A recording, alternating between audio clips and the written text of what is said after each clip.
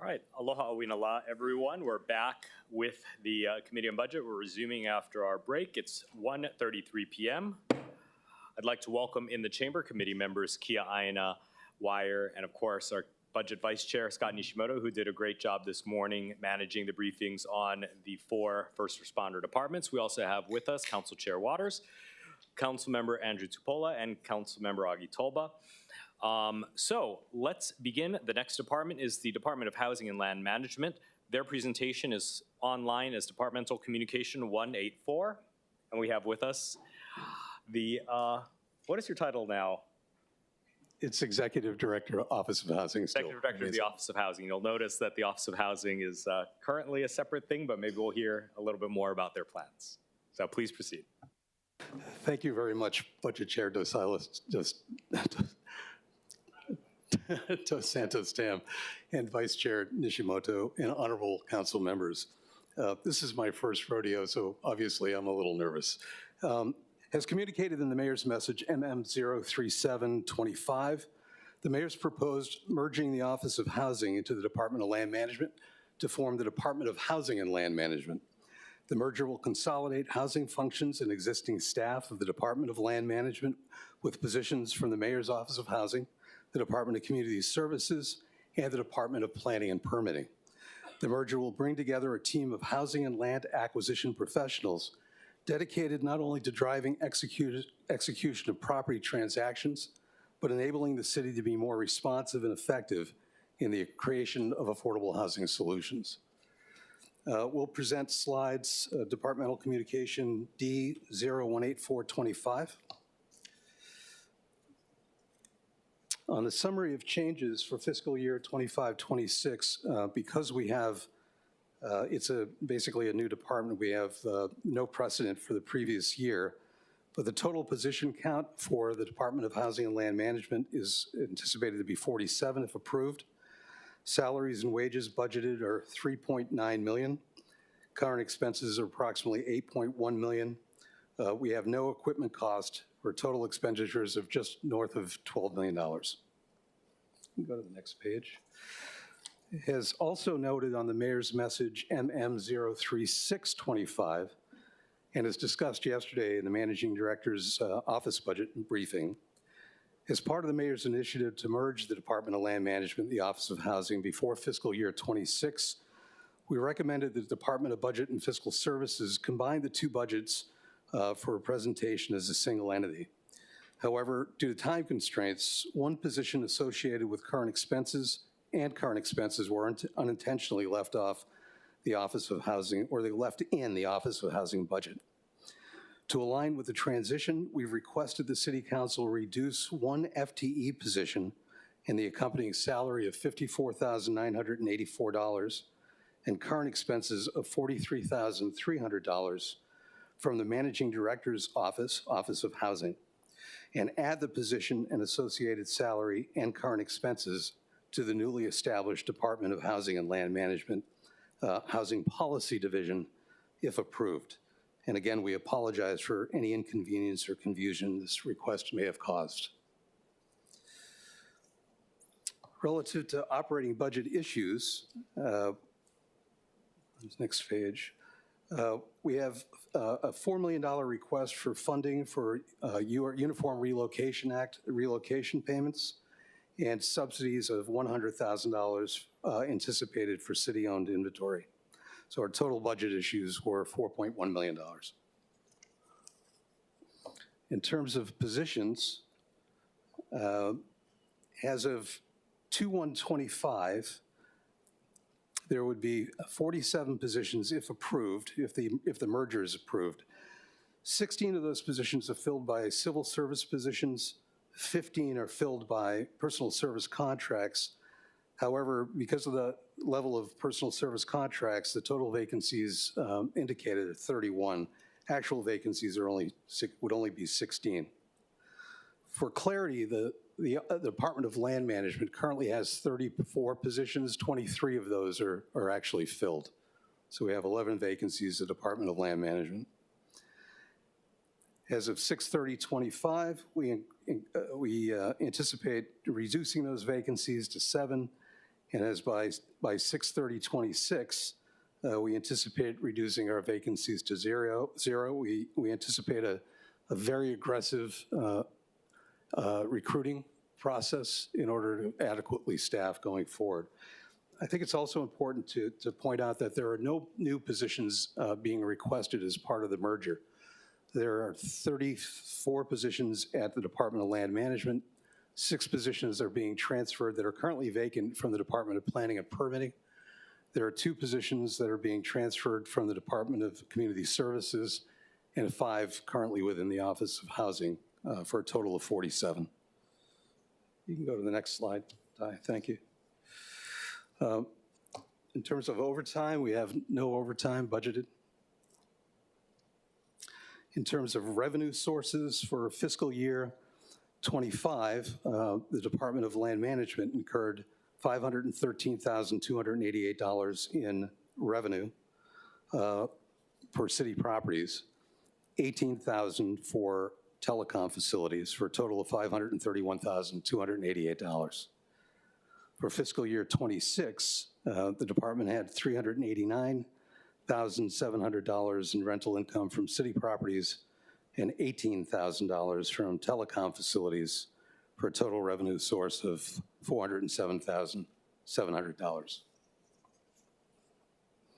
In terms of federal grants, the Department of Land Management or the Department of Housing currently has no federal grants or FTEs that are funded with federal monies.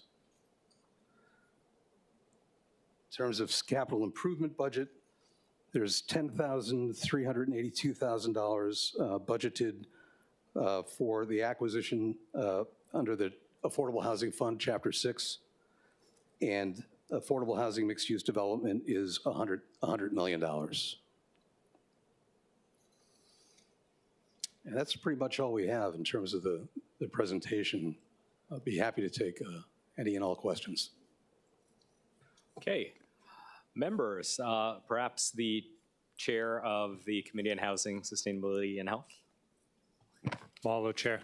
Mahalo, Director, for being here. It goes without saying, I think you're doing a lot of great work. Your team is definitely supportive of the reorganization that's been put forward, and I'm super excited about all the work that's going to be done in the next few years. Just to be concise, I wanted to hone in just on the outstanding questions I wanted to talk through, and I'll just limit it to homelessness, I think, for this first round. So looking at kind of the focusing in of DCS on homelessness in the charter amendment, but then understanding DLM is still going to maintain the broader authority to negotiate land transactions, probably most management agreements, understanding maybe like special needs housing is going to stand or stay with DCS.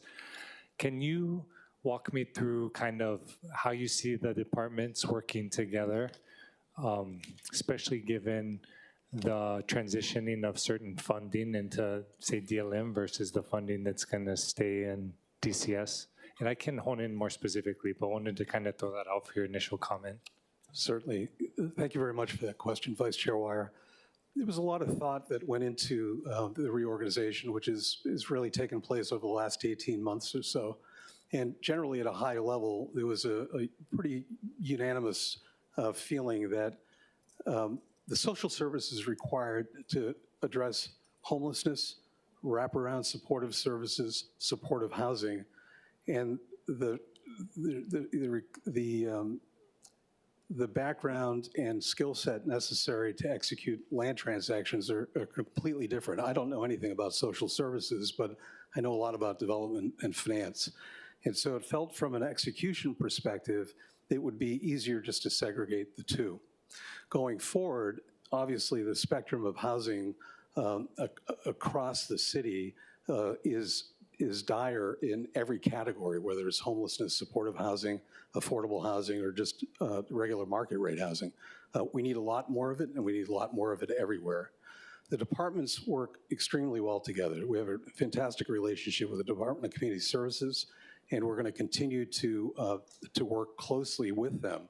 I think a good example of that might be Evilay, where we've acquired the Evilay Center for Redevelopment over a period of time. That won't happen until probably 27 or 28. But in the meantime, we're activating that space for homelessness and homeless services. So when the Department of Community Services requires a facility or requires the city to acquire a property for them, the Department of Land, Housing and Land Management will step in and assist with that acquisition. Okay, I appreciate that. Maybe I'll hone in and give some examples to kind of fit it together. Certainly. So like even say we're talking about non-congregate, low barrier, respite, or other types of shelter quasi-housing opportunities. Who's going to be the one that's evaluating potential use of city parcels for those types of activities? Oh, that would clearly be the Department of Community Services. The end user would evaluate what they need, where they need, how they need it. The Department of Housing and Land Management would help execute the transaction to get the property that they need. Okay. And what type of funding do you think would be most appropriate for those types of projects? It would depend. If it's we currently have $100 million in the budget for CIP for affordable housing, and I think there's another $40 million or so for homelessness.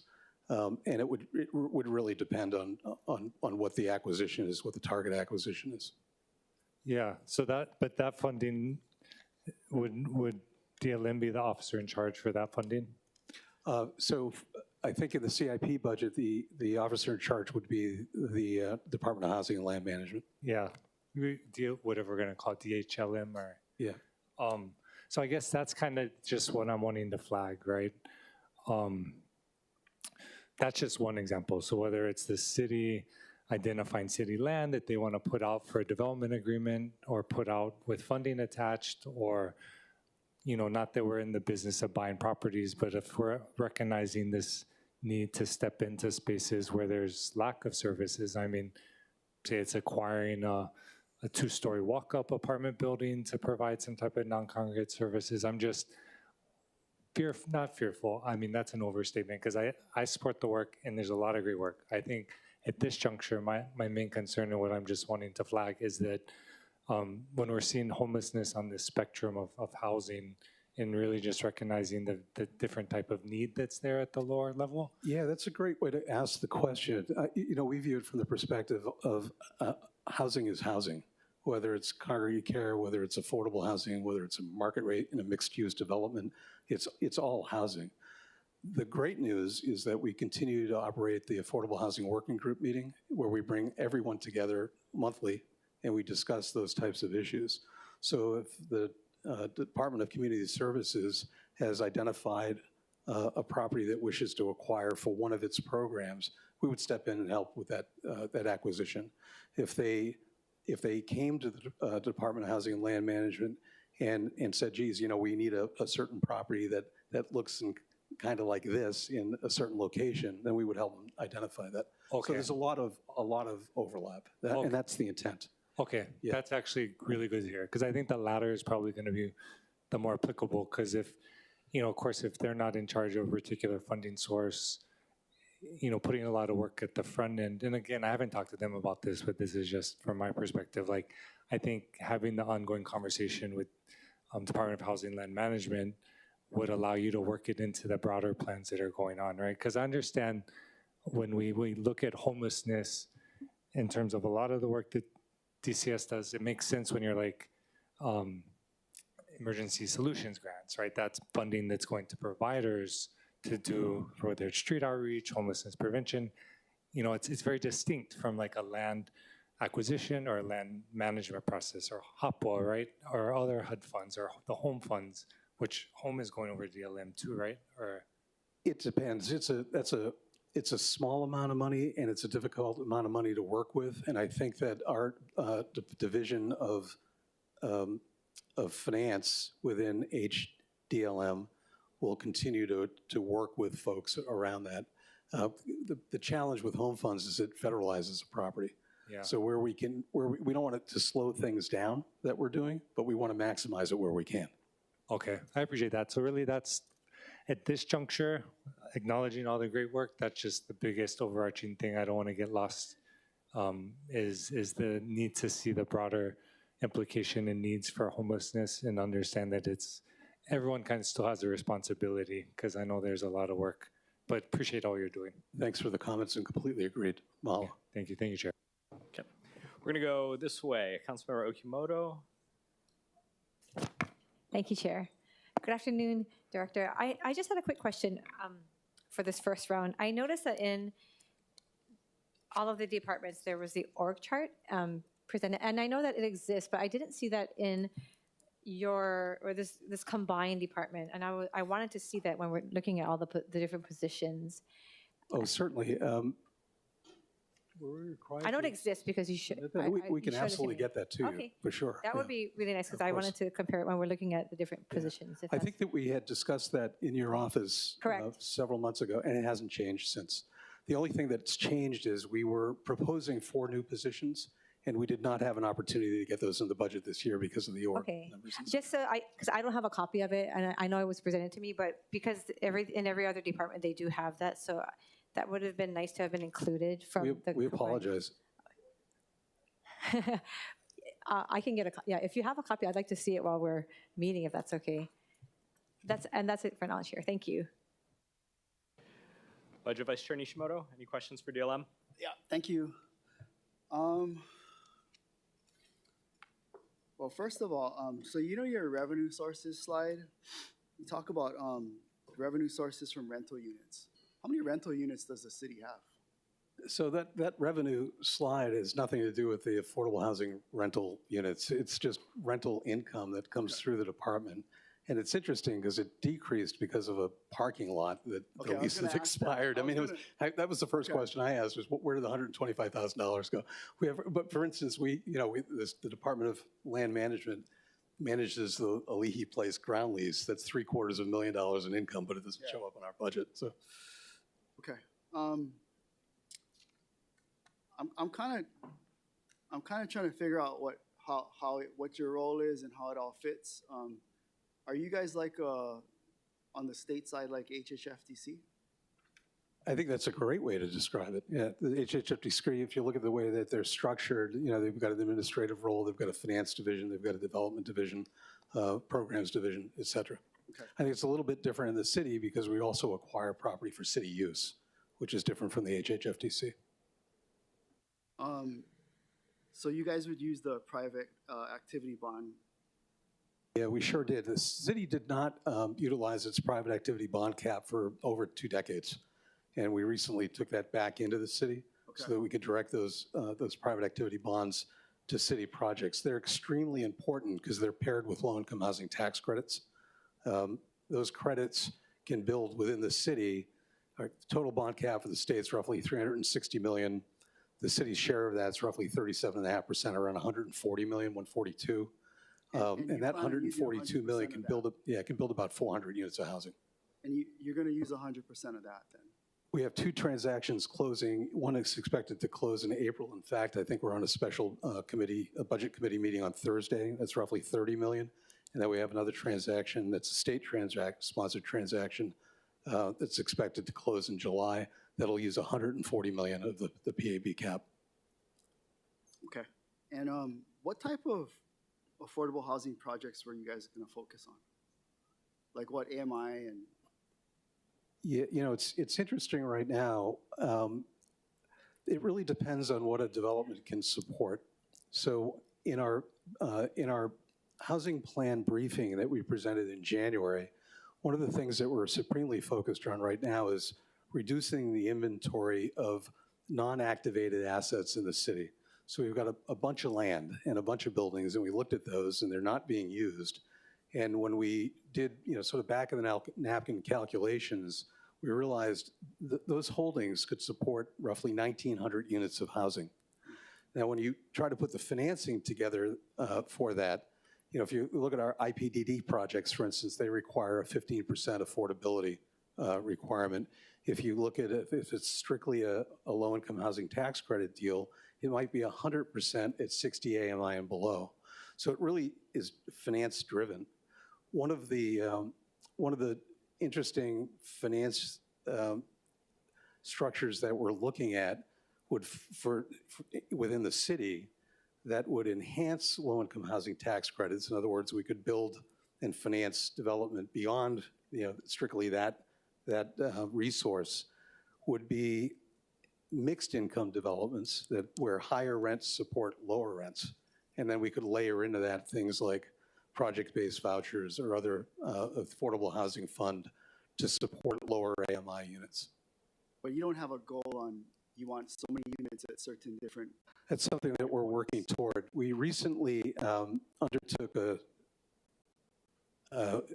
what's the word? We had a program with the University of Hawaii to evaluate how many affordable housing units there were across the state, across the county, because we really didn't have our arms around that. A lot of that data comes from the DPP and the HHFDC, and there are roughly, I think it was 35,000 units of housing across the island. So now the next step of that, we're working with you here to figure out where do we need more, which areas. So it's not going to be purely finance driven. It's going to be a mixture of finances and what your department feels you need, right? It's what the development community feels that we need, what market reports tell us that is required, what the community would like to see. So I think it's a mixture of all of those things. Okay, thank you. Councilmember Talbot. Thank you, Chair. Director, how do you plan to achieve 0 vacancies by 2026? I think this is something that, a lot of us are curious because a lot of departments challenged by vacancies. So can you share with us how you plan to achieve 0 vacancies? Everybody on our platform is required to aggressively recruit. I mean, that's one thing that we're doing. We're currently talking to a number of individuals who we are trying to bring into the city once we have funding available, if the merger is approved and if the budget's approved. So that's one thing that we're doing, pretty specifically those leadership positions. And then naturally, those folks would be required to assist and recruit additional staff to support their own divisions. But and then we do all of the things, we're going to I think at the convention center at the end of April, we've got a recruiting effort underway there. The advertisements that we do working with HR. Will we fill all of those positions? That depends to be seen, but we're going to work hard to try. How will the $12 million budget be allocated across the functions? Which 12 million? How will your $12 million, $12 million budget, how will it be allocated across the functions?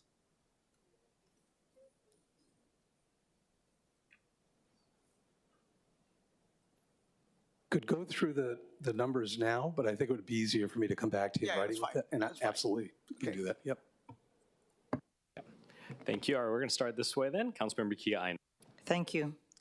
Thank you for your presentation, and I'm excited about, you guys merging and working more efficiently. I guess after 4 years, realizing that would be in the city's interest to merge both departments. And I feel that that you have our support in trying to get you the necessary resources to make you effective.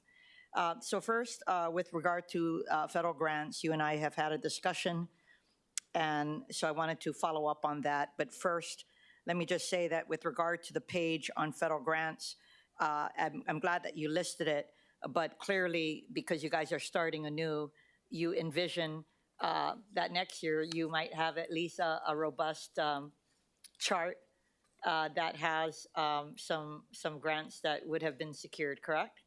Provided that grants still exist with the current administration, yes. That indeed. is correct, but I think that you could also look at private funding as well. Yeah, so you could look at both. Okay, so with regard to a federal grants planner, I've been working with both the managing director's office as well as the Department of Fiscal Services in supplementing the current capacity building that is underway, both in the Office of Economic Revitalization and the Managing Director's Office with regard to the DC lobbyist. So,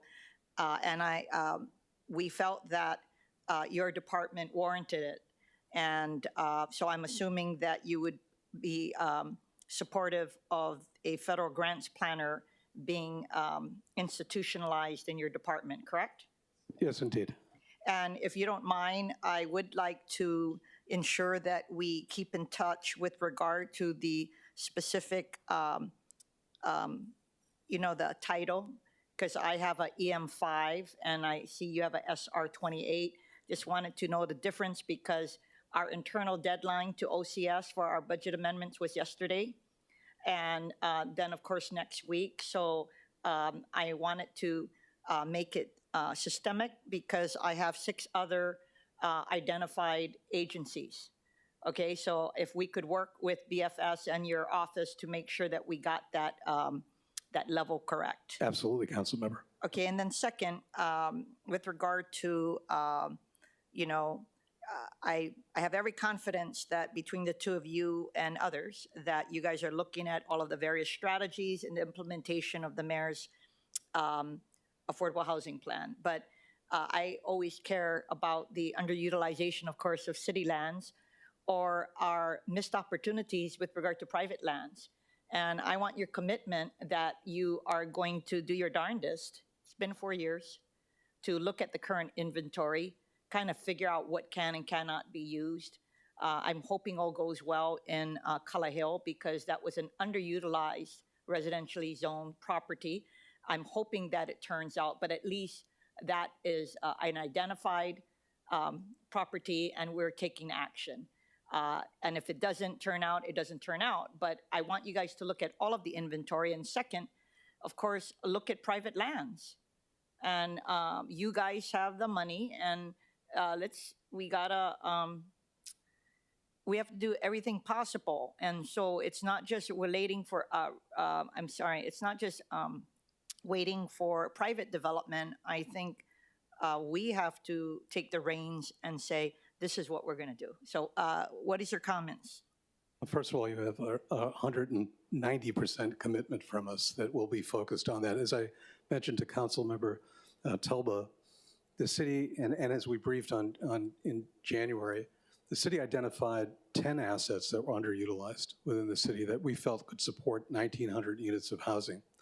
And we made a commitment at that time on January 15th that we would have all of those properties issued through under solicitation, leveraging the emergency proclamation and hopefully leveraging a revised Chapter 38, whereby we issue requests for qualifications to secure development partners for those sites.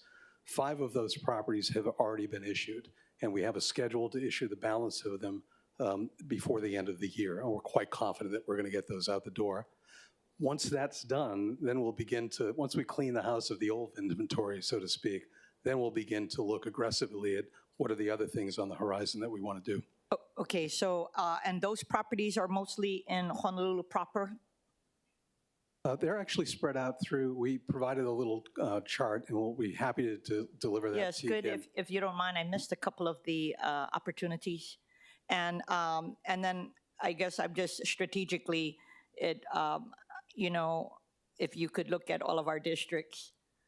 So the chart laid out the property where it was located, the TMK, and which council member district it was in. Okay, but in the future, meaning available properties that might be good for all of us to be taking a look at. In fact, I think we've started to reach out to council member offices so that we can get together with you, because now we've got $100 million of fresh capital for acquisitions. Sounds good to me. I don't have to keep on putting money in that sometimes doesn't get utilized, but okay. Anyway, best wishes. We're coming to you. Okay, Chair Waters. Thank you. Actually, accounting of the city's real property assets is very important.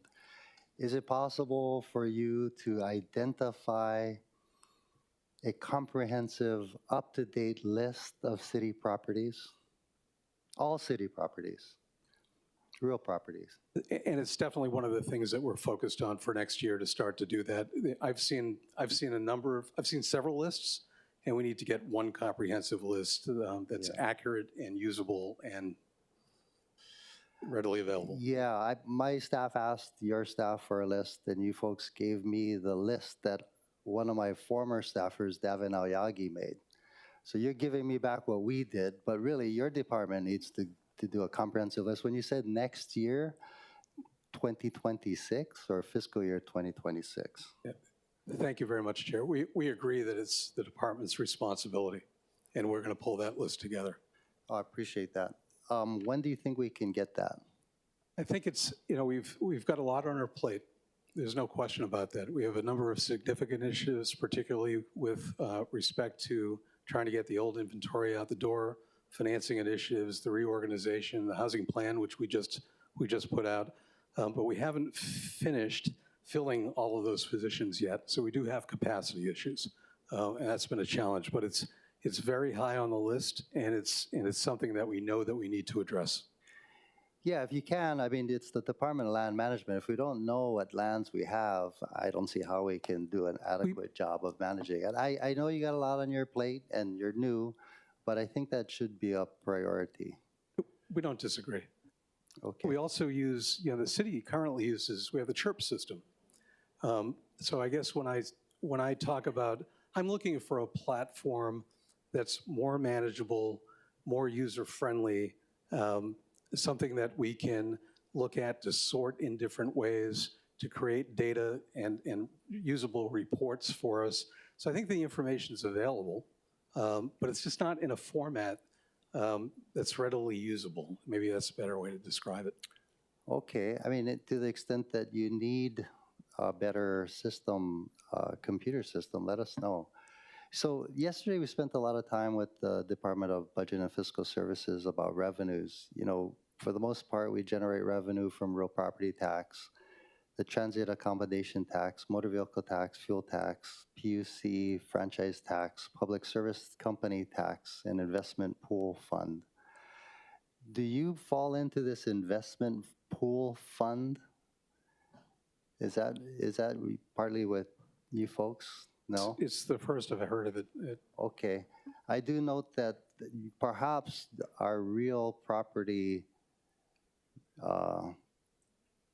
could be a source of revenue.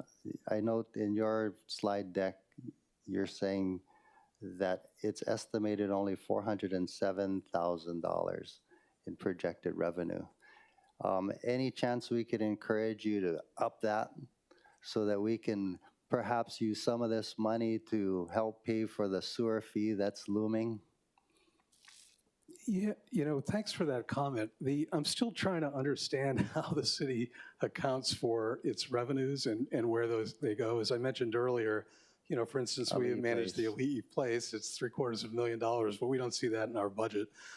We've, particularly with Chapter 38 and the revisions that we've suggested around that, I think that's an opportunity for us to start looking at how we can boost revenue within the department. For sure. Speaking of Ali'i Place, when does the lease, ground lease expire on Ali'i Place? I believe it's not until 2050 something.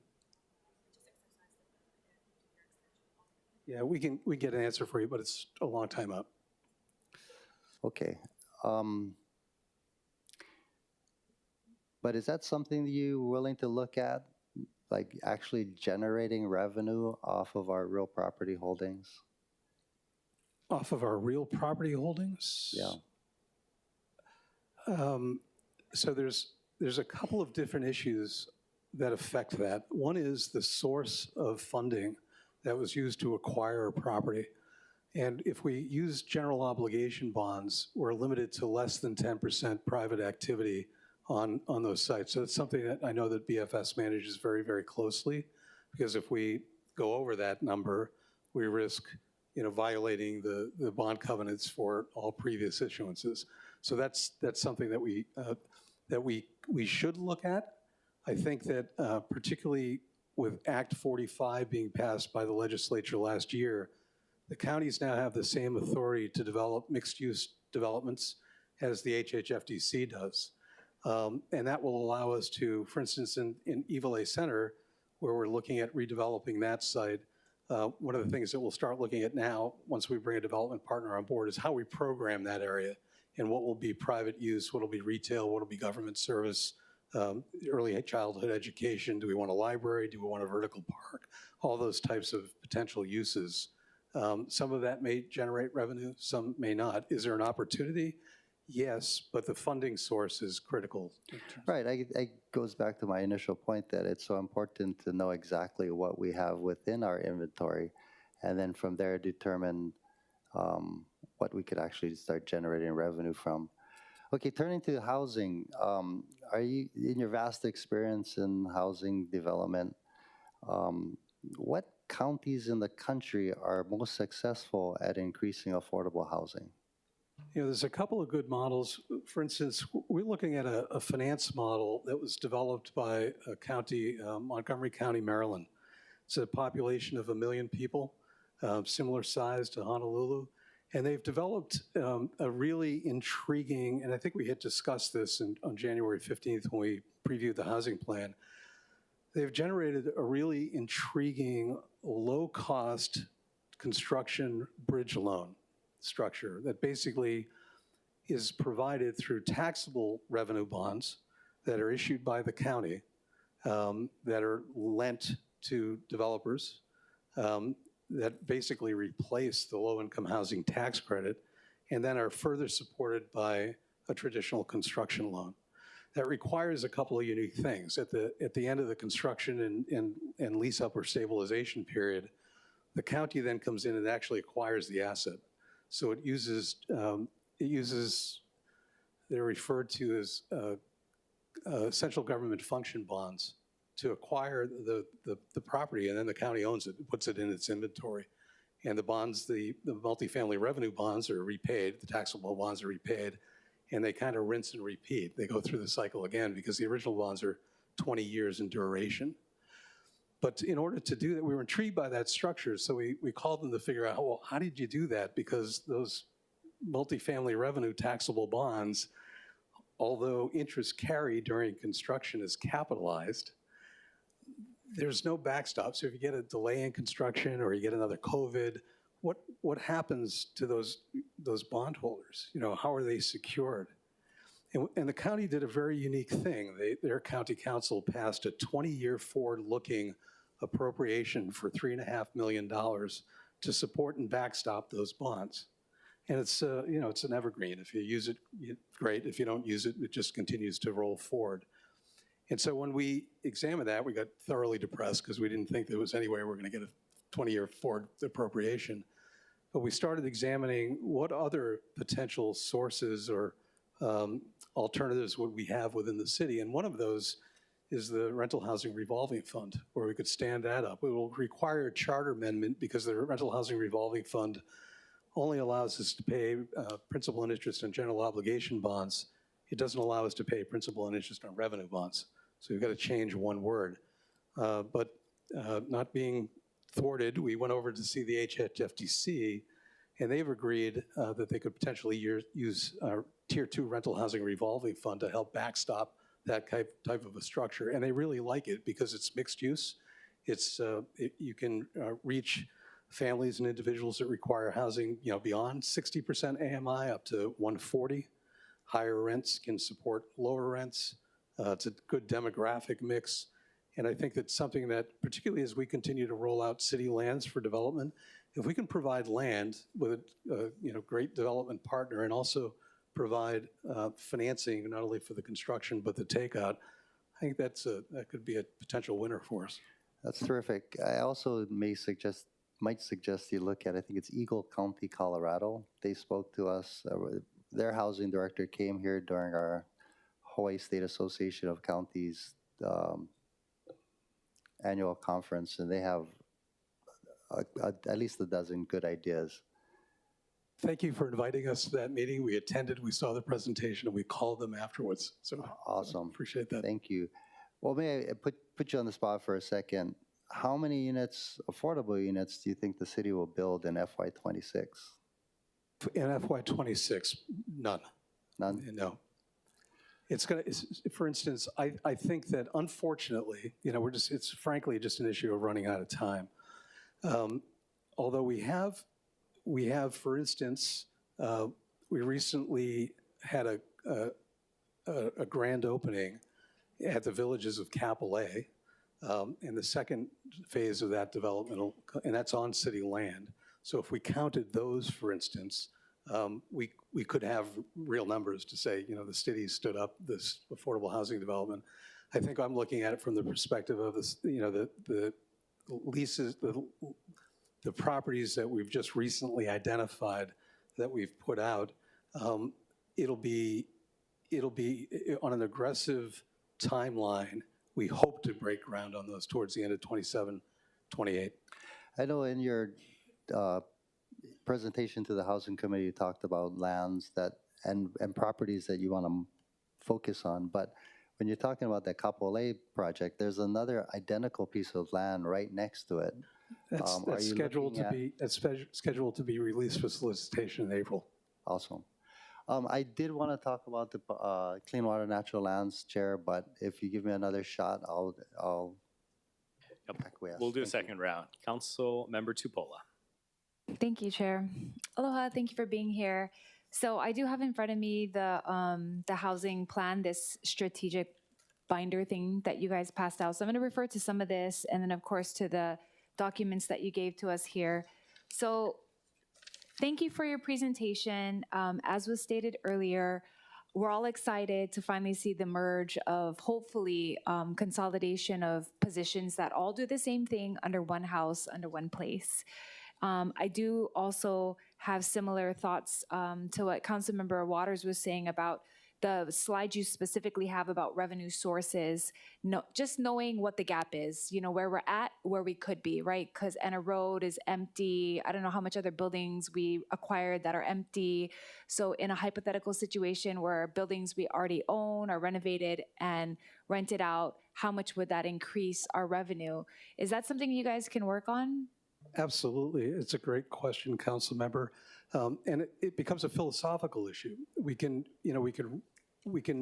have an existing portfolio of affordable housing within the city that contains some 3,000 or so units. The question is, do we want to run those at a break even? Or do we want to run them to increase revenue? Well, and I would also say, you know, to your comment about it being philosophical, when I read through the strategic plan, for me, this is more of just like a research paper, because I think the plan would be, are we going to put our energy and effort into filling vacant buildings as opposed to acquiring more land? And I'm only saying that because time is finite. So I think sometimes, to your point, and you mentioned it many times, you guys have tons of things going on. This thing is 73 pages. I read all of it. I carry it around. I read it as light reading at night because I feel like this is kind of where we're stuck, is I think we're doing too many things. Like either we try to use these buildings that we have that are sitting or these lands, and then we identify 4 or 5, and then we try to go at it and we get it up and going, or we acquire or we give out more of our property. I think that's what I was really looking for in this plan, is like, what are you guys gonna go after first, then second, then third, then fourth, because you just can't do it all, right? It's gonna be impossible to try to do it all. And in some of these pages, it actually said like a projected amount of houses you guys want in every district. I thought that was very interesting. So a projected amount of like in Eva, whatnot, and one of the pages specifically said household profiles by income. So it said that there's about 49,274 households that are under 30% AMI. So in my district, anything under 30% AMI is like shelter. So the question I had about this page, and this is kind of what Councilmember Wire was going after, is like, this page is directly related to homelessness, because if we identify 49,274 people that are below 30% income, below that, that means that they really only can live in a shelter, and we don't have that, right? So we have like a few, and they're all in most of them are in my district or in Councilmember Dos Santos Tam's district. If that's the case, then we have to identify what housing at this AMI are we gonna put in what district. That's it. It just has to have a geographic section to this. So the table's great, but you gotta lay the table over a geographic area and then identify in what areas of the island of Oahu do we need less than 30% AMI. Because I think that's where we're really gonna get smart at this, right? Is like, we can't do 1 million houses, we can't do housing everywhere, we can't only do 30% AMI, we have to do all the brackets, I understand that. But in what district do we need what? So that would be my suggestion for a lot of this, is like kind of taking this, digesting this information and trying to throw it over something much more simple. Like, over this next fiscal year, we're gonna get these 3 things done. Over the next year, we're gonna get these 4 things done, and we're gonna set ourselves up for that kind of success. Because I would say, well, I'm excited. I'm going to one of you guys' housing meetings soon. I would say one of the things that all the developers have asked is, if they have an affordable housing project that is stuck, they want to sit down and troubleshoot with the administration through all the stuck parts. That's exactly what they did in Kauai. That's how they got the permits moving along. The mayor would sit them down and say, what's your problem? Oh, wastewater. What's your problem? Oh, permitting. What's your problem? Oh, electricity. They would go through and figure out what stuff was stuck. That nice little opening that we had at Kapolei Village Parkway, do you know what kind of drama they went through to get the certificate of occupancy? It was crazy. And these are guys that are providing studios at 600. Like, I need these guys to get into operation, but we had to wait months and months and months for us to get a certificate of occupancy, to get people in there. They almost had to pay people's rent because people had already given the 30-day notice. Is there any thought in your department, your new department, that we sit down and we just troubleshoot through like maybe the most pressing city projects that we have that we know is gonna provide some inventory for us, and we just troubleshoot? Firstly, thank you very much for all of those comments, Councilmember. They're greatly appreciated. We meet with developers weekly, daily, in fact, to do just that, to help troubleshoot. In fact, on the villages of Kapolei, Catherine Tashner, Director Designate Tashner, fielded multiple phone calls from the development partner, and we coordinated with DPP to help resolve that certificate of occupancy issue. So we agree. I mean, that's the best way to, I agree with you. It's the best approach. Yeah, I mean, I appreciate the phone calls and the texts. I just, when I really heard the story of how much begging they had to do and how they had to figure out people's uncles and aunties that worked here so they could get that done. I mean, we were literally under the gun. It's nice that we go to these groundbreakings, but sometimes when you hear the stories of what they had to go through to get it to immerse and birth itself, it's dreadful. And I feel like there are so many people that go through that, and we're like listing them in our little presentations as part of our numbers. So if we're listing them, that means we got to help them, aid them. And I know you guys are in emails and phone calls, but every time something is delayed, 10,000, 100,000, 300, I mean, we just lose more and more money, or the cost of that piece of housing goes higher and higher, depending on if we can get people in. On this page in your proposed organization, you had listed that there was going to be 51 positions with 5 appointed positions. So is this just something that's changed? Because I think you guys are at 47 now. That's correct, Council Member. As I mentioned earlier, as part of the presentation of the budget slides, we had requested 4 new positions, but because of the timing of the reorganization and the creation of organizational codes, we weren't able to slip those in this year. So we've agreed that we'll make do with what we have, and we'll ask for new positions next year. And under the 5 divisions, housing development, housing finance, housing policy, housing property, and land transaction divisions, where is Kat Tashner going to be? In the mayor's, I think it was mayor's message 37, at the bottom, at the last paragraph, he identifies the leadership, and Catherine Tashner would be the deputy director of the office, of the department. Oh, so she'll be under the administration. Okay, got it. Got it. Okay, I think that's all for my questions for this round, but I appreciate you, listening to the feedback I have. And I did send in a letter opposing one of the suggested places where you guys are suggesting housing, not because I don't want it, because actually I gave some other suggestions on where we could put it, but that particular parcel is not going to be good. But I have other buildings that I'm willing and have taken people out in the city to look at and acquire. So still want the same amount of housing inventory, but let's talk through the sections, land, parcels that would work best for our community. Of course, Council Member, we look forward to that discussion. Thank you, Chair. Okay, thank you. Now that we've gone through one round of questioning, I have a few questions. We're going to be putting in writing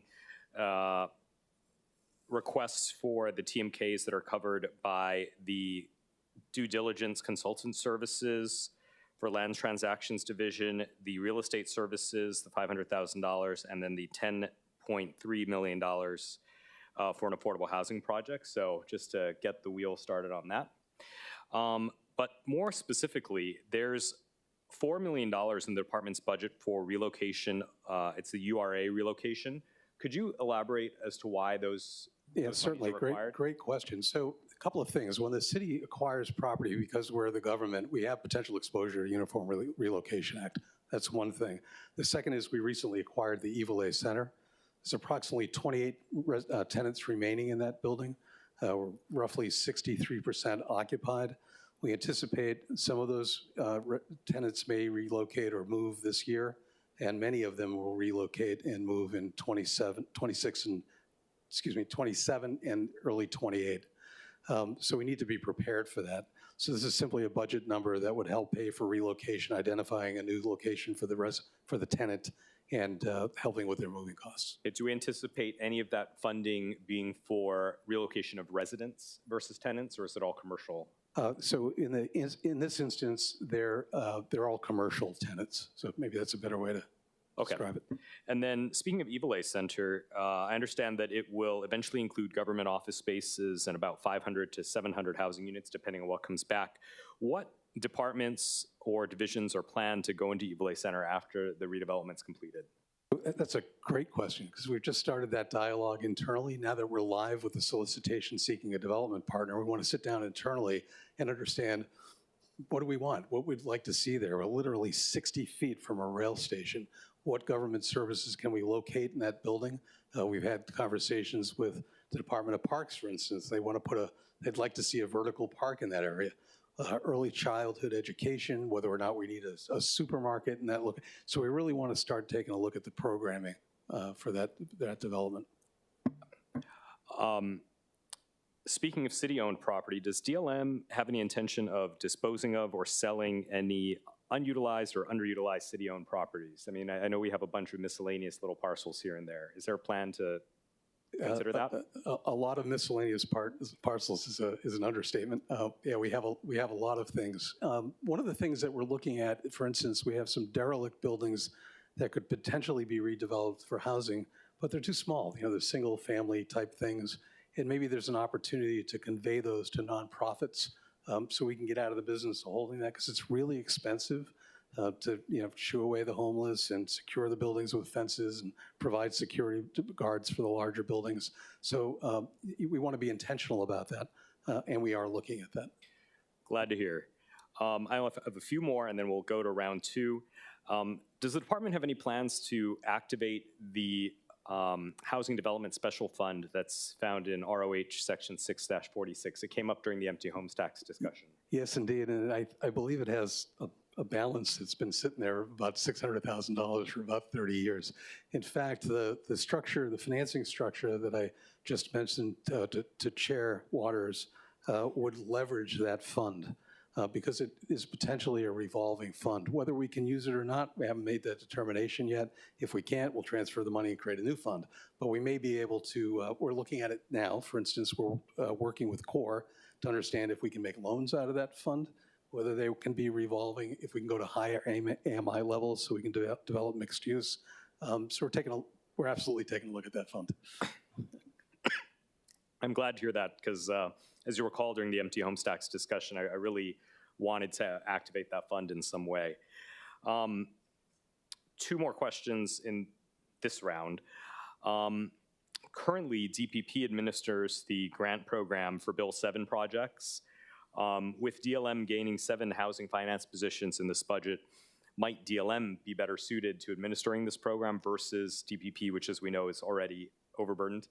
We absolutely agree. We're actually in discussions with DPP about a second round or second phase, if you will, of reorg that will migrate several other functions over to the Department of Housing and Land Management. Unfortunately, we just ran out of time this year to be able to get that done in this round.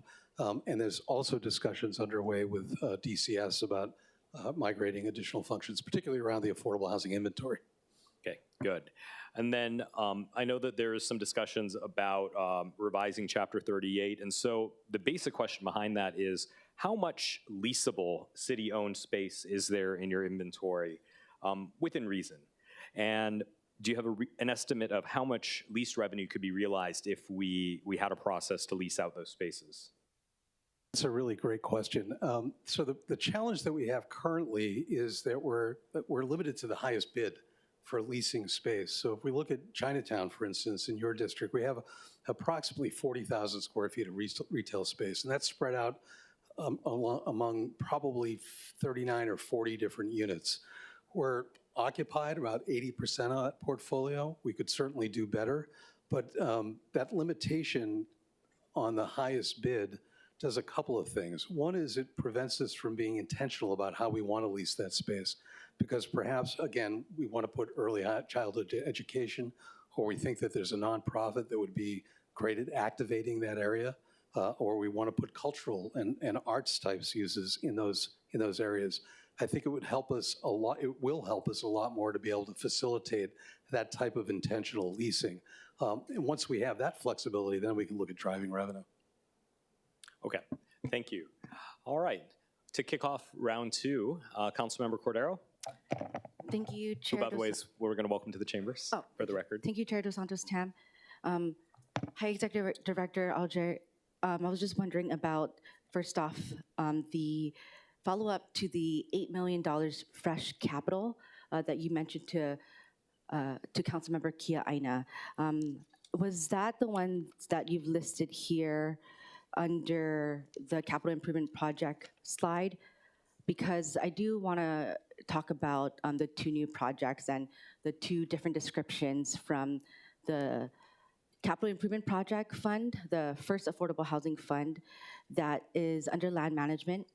And then you have the description for the new Affordable Housing Development Fund under 2026-003, which I guess you also have here in 2026-004. So would you be able to share, first off, if all three CIP programs are going to be utilizing affordable housing funds under the AF object code, and if they are going to be hitting different types of projects? So first off, the $8 million fresh capital, because there's definitely more than $8 million on this one slide of a page here. And if you could please explain the three capital projects that is in the 6-year CIP and budget. Sorry, Council Member, could you tell me what page we're on? Was this in our So slide first off, I'm making it easy. I'm just referring back to that statement you made about $8 million fresh new capital. What's the $8 million fresh new capital? Did I say that? You shared that with Councilmember Kia Aina about maybe 20 minutes ago. $8 million in fresh capital. Yeah, you said that. I don't recall. In affordable, you said we have $8 million fresh new capital. And I even, I don't recall. So in our CIP budget, we have $10 million. no, I know, in that's why. It affordable was like, housing it fund. doesn't Yeah. pencil out here. Maybe I misspoke. I'm not Okay, maybe. certain. Well, it was a statement in really big format. I was watching the whole meeting, so. Okay, but, or you could just explain the move from the 2025-001 Affordable Housing Development and Affordable Housing Funds under land management, which has a whole different description in the 2026-003, which is, as it states, under Article 63 in ROH. And now here you also have 2026-004. So can you please describe the different projects that are being targeted, and are all those projects and programs utilizing the Affordable Housing Fund or AF activity code? Sure, I'll do my best. So I think that the distinction between the two funds is the source of.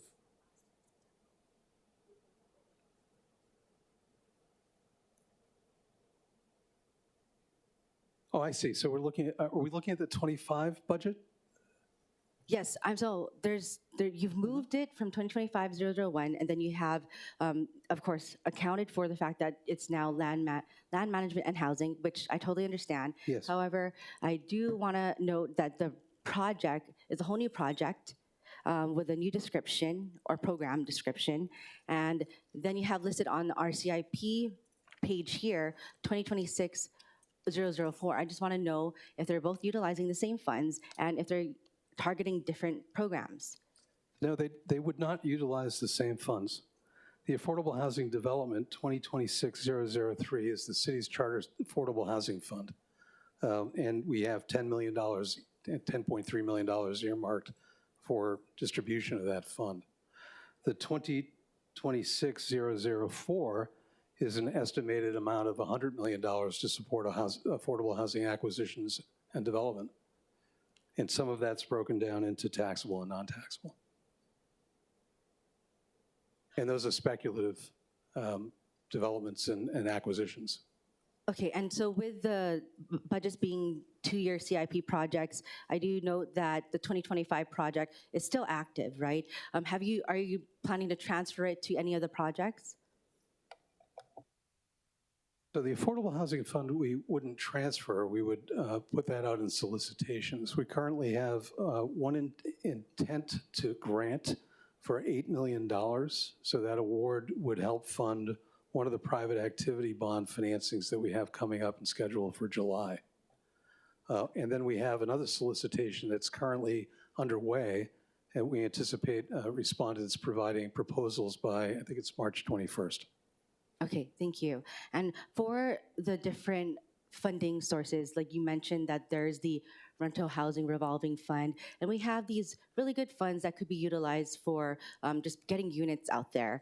And so for both these programs, I definitely, and projects, I commend it. I just want to ensure that we do spend it down and utilize it versus like leaving, I don't know, I think you said six or 60 million that was left in the rental housing revolving fund. So what's the strategy to get those dollars spent down within those programs? Yeah, so just to clarify, the city has two primary sources to finance affordable development. The first is general obligation bonds, and that's basically the $100 million that you see, except that part of that this year is taxable bonds, because we've just recently passed a resolution to allow the city to issue taxable bonds. And that's speculative.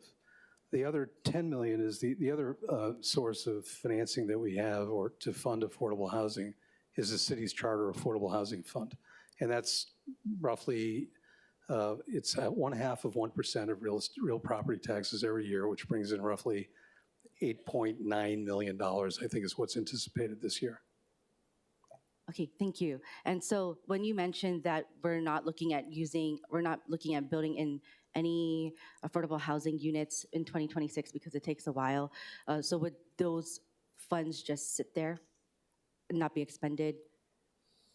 I think different purposes. So, we have a very clear strategy for the first part of this calendar year, which is to, through solicitations, using for requests for qualifications, to get out into the marketplace 10 assets that we've identified that are dormant within the city that will provide housing that we believe, rough estimate, maybe 1,900 units.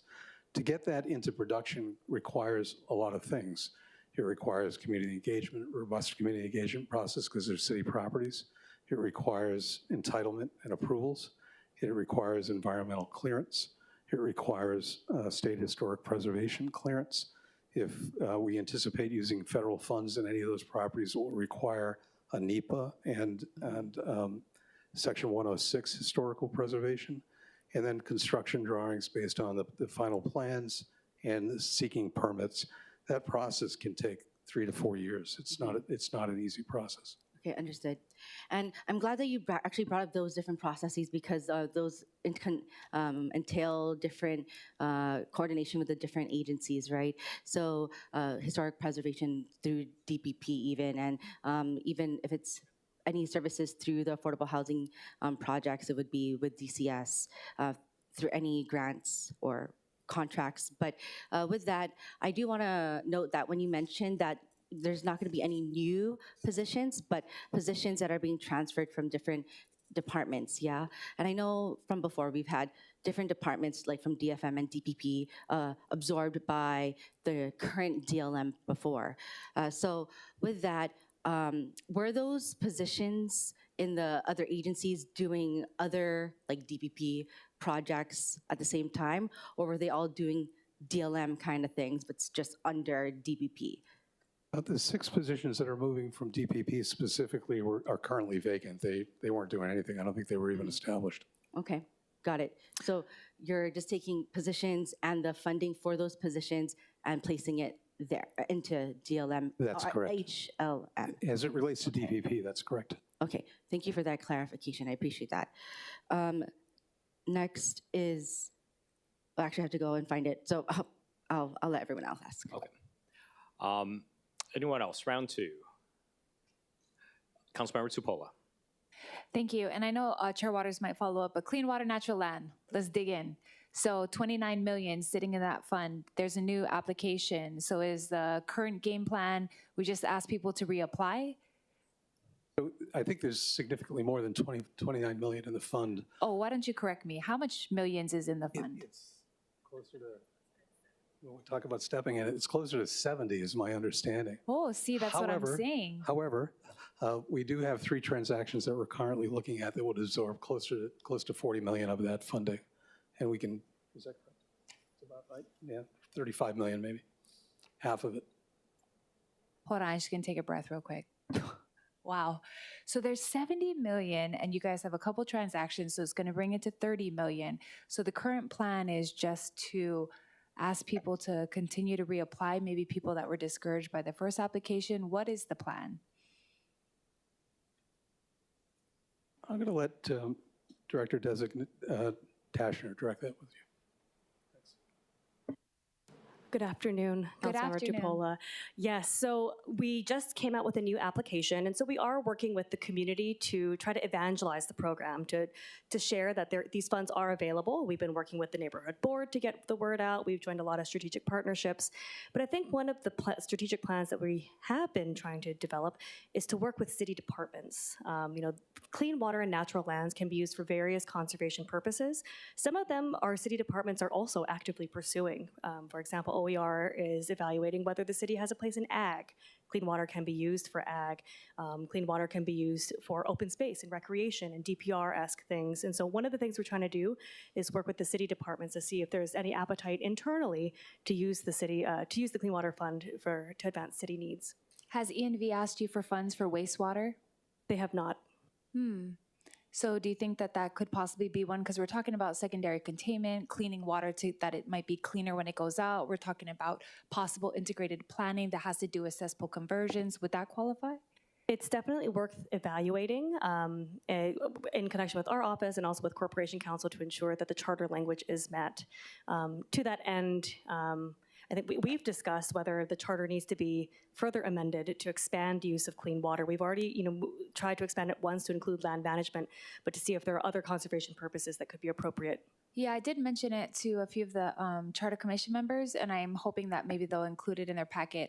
I mean, I wanted to introduce it, but really I don't want a million charter amendments on the next ballot, so I'm just trying to see if it can surface to one of the most important ones, because I don't think anyone wants to see that quantity of money sitting around.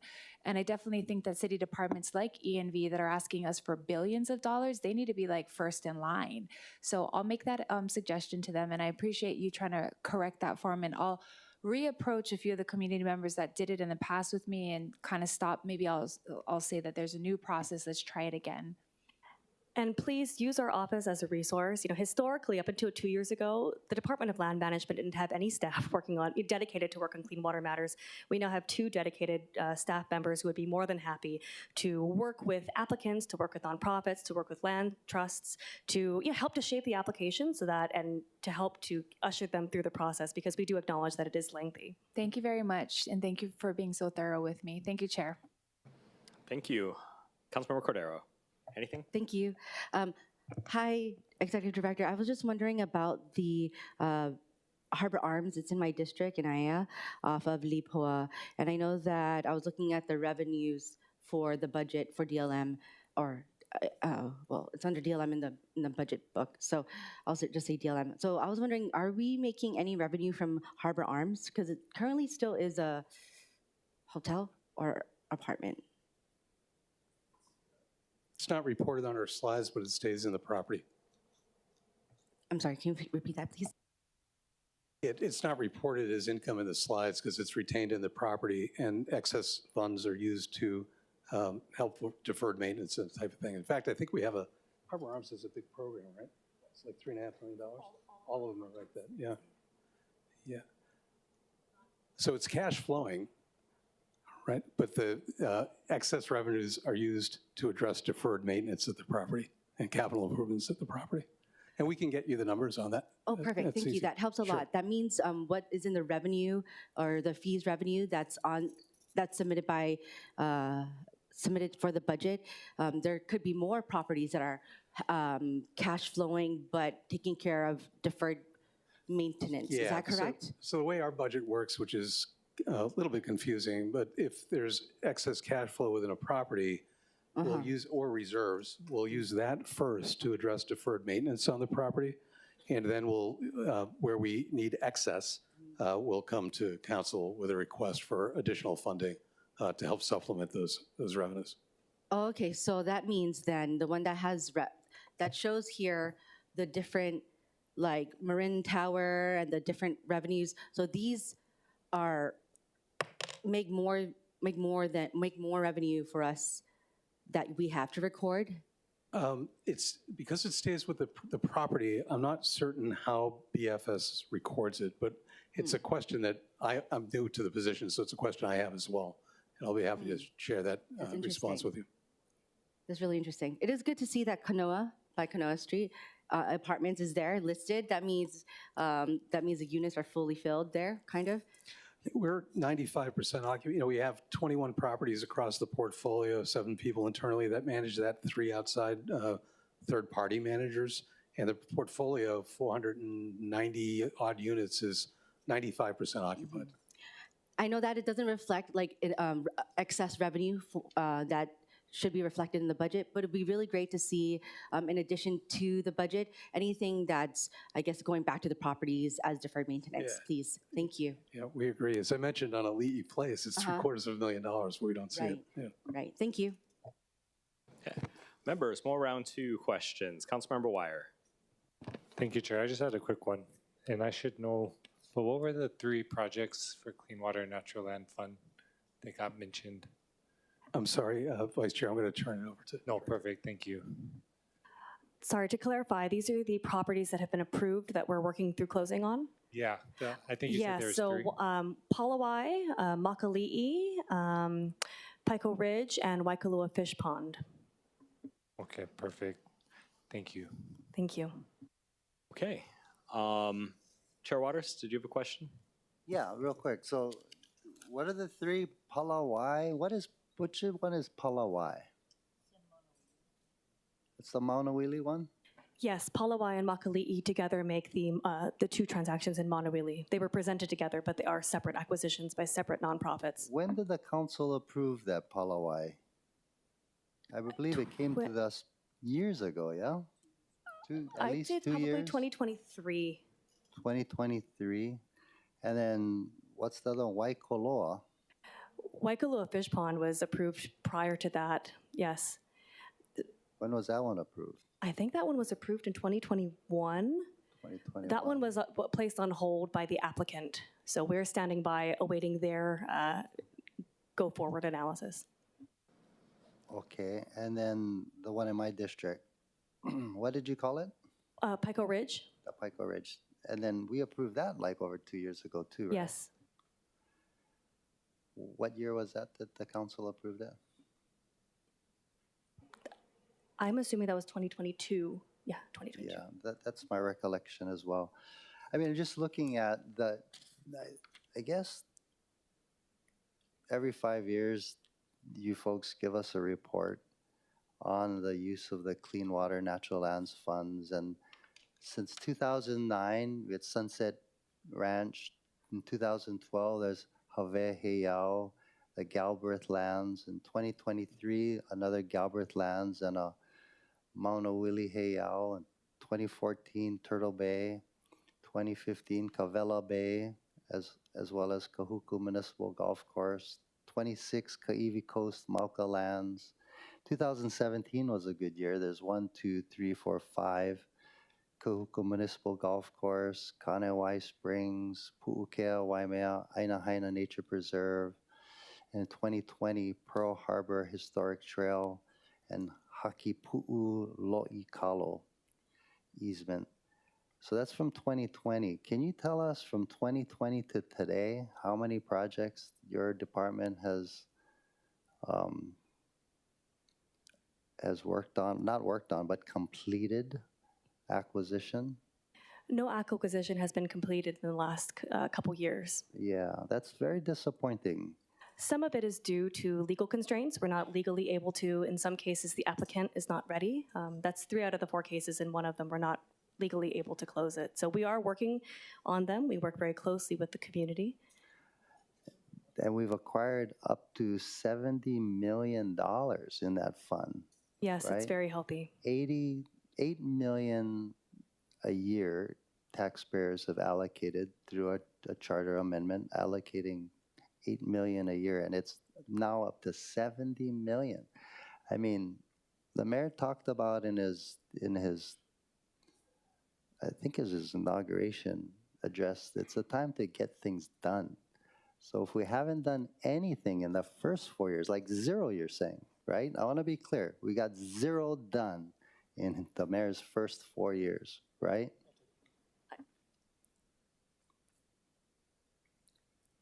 Your department has not acquired any land in 4 years since the mayor Belangiardi has been the mayor, correct?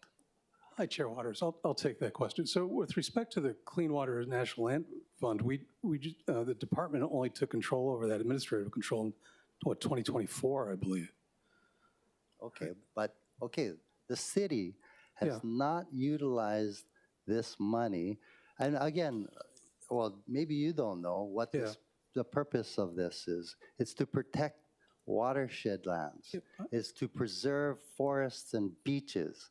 It's for public outdoor recreation and education, preservation of historic and culturally important lands, protection of significant habitats or ecosystems, conservation of land in order to reduce erosion, floods, or landslides, and acquisition of public lands to public land and open space. So the city then has not done anything in 4 years to satisfy any of these things. That's an accurate statement, isn't it? I don't dispute that. Okay, well, can you do better? Absolutely. Okay, perfect answer. And we're gonna hold you to that as the director of this department. I would expect that you would. Okay, and so there's 3 things. 1, the Waikoloa Fish Pond. Where is the Waikoloa Fish Pond, by the way? In Kaneohe? It's in Councilmember Kia'aina's district. Well, we have 2 projects in Councilmember Kia'aina's district and 1 in mine. And I want to encourage the other council members to work with your community to identify lands that you can preserve for one of these 5 or 6 designated uses. Because this $70 million sitting there makes me wonder if we're not doing it on purpose so that we can use it for carryover money. Right? We're carrying over millions of dollars, and this is part of it. And it's just appalling in my mind. Anyway, thank you. Thank you for the opportunity. Chair Water, just one thing I would like to add is that we agree with you. It's an exorbitant amount of money that we need to utilize. We do have a meeting we had an excellent meeting last week with all of the various departments around infrastructure. And one of the topics that we talked about, particularly at BWS, is the challenge that they have in providing capacity along the rail line due to the Red Hill issue. And when we were talking with Chief Engineer Lau, on the affordable housing side of that equation, although the BWS will provide relief around the costs for meters, et cetera, for affordable housing development, affordable housing developers are still required to pay for those meters. And so one of the thoughts that we had was, well, why is that? Why isn't the city helping to subsidize that? But we got deeper into that conversation, we also realized that we could leverage the Clean Water Fund to help the BWS identify locations where new drilling for wells could take place, and we could utilize those lands to not only preserve them, but also utilize them as a source of clean water for our residents, particularly where we need capacity along the rail. So we are having those discussions, but we completely agree, we don't dispute that it's a lot of money to be sitting dormant. We get that. Okay, Councilmember Kia'aina. Thank you, Chair. First of all, I just got an email.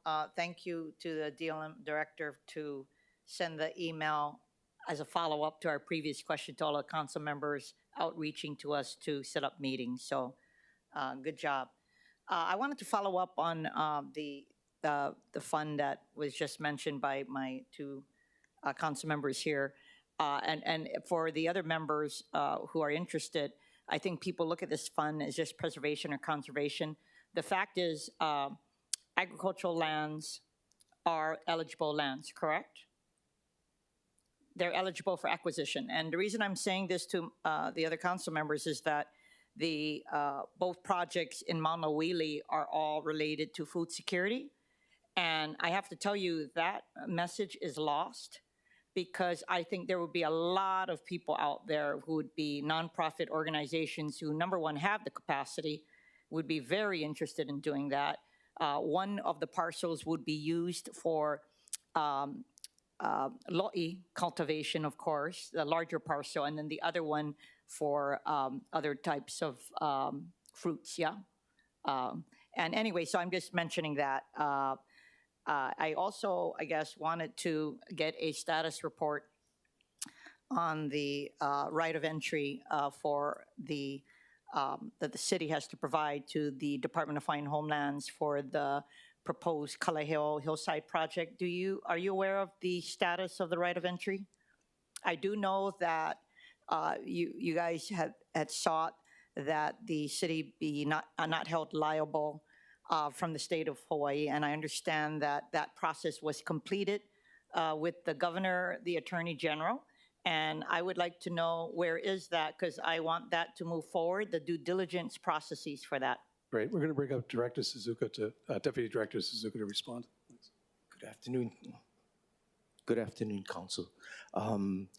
I received the request from the DHHL and the Attorney General's office yesterday, asking me to draft some language for them in response to the questions that I asked them.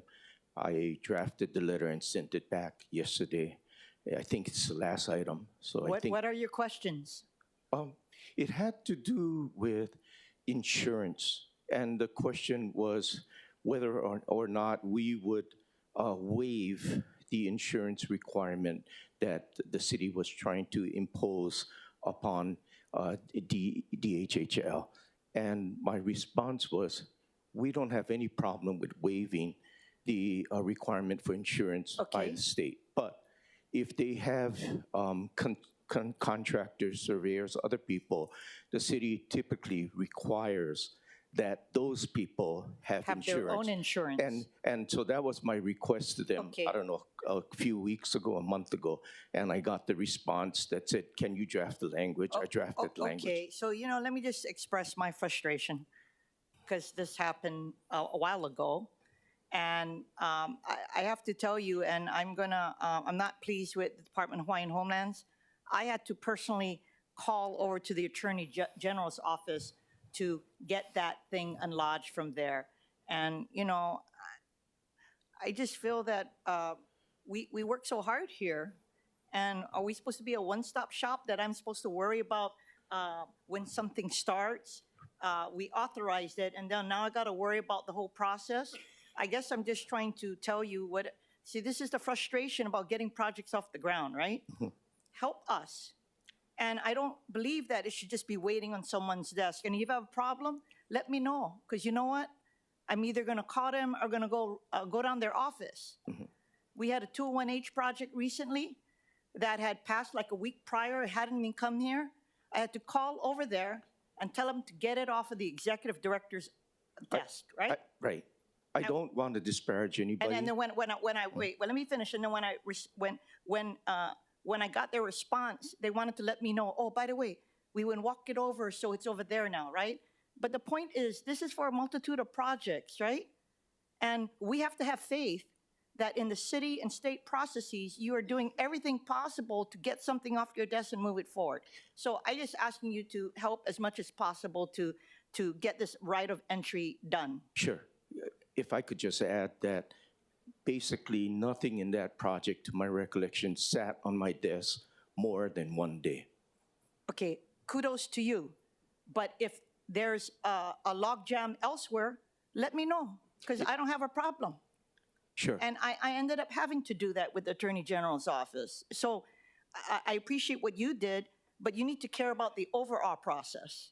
Because at the end of the day, it is the issuance of your right of entry that's going to get the due diligence job done. Completely understood. Thanks. All right, members, more questions. Councilmember Okimoto. Councilmember Cordero. Oh, thank you very much, Chair.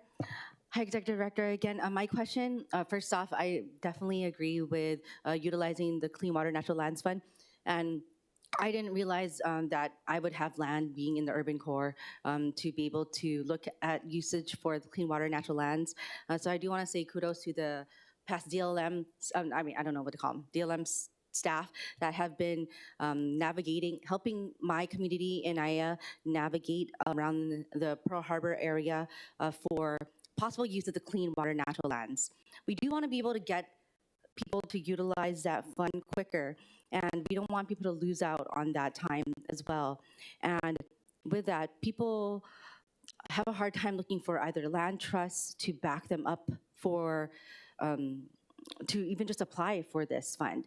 And so I was wondering, are we going to look for any other assurances to get the funding out, or just to make it easier to apply for these things? Because I do appreciate the mention about the meeting with infrastructure, right, regarding Red Hill. I have 3 wells in my district that are shut down.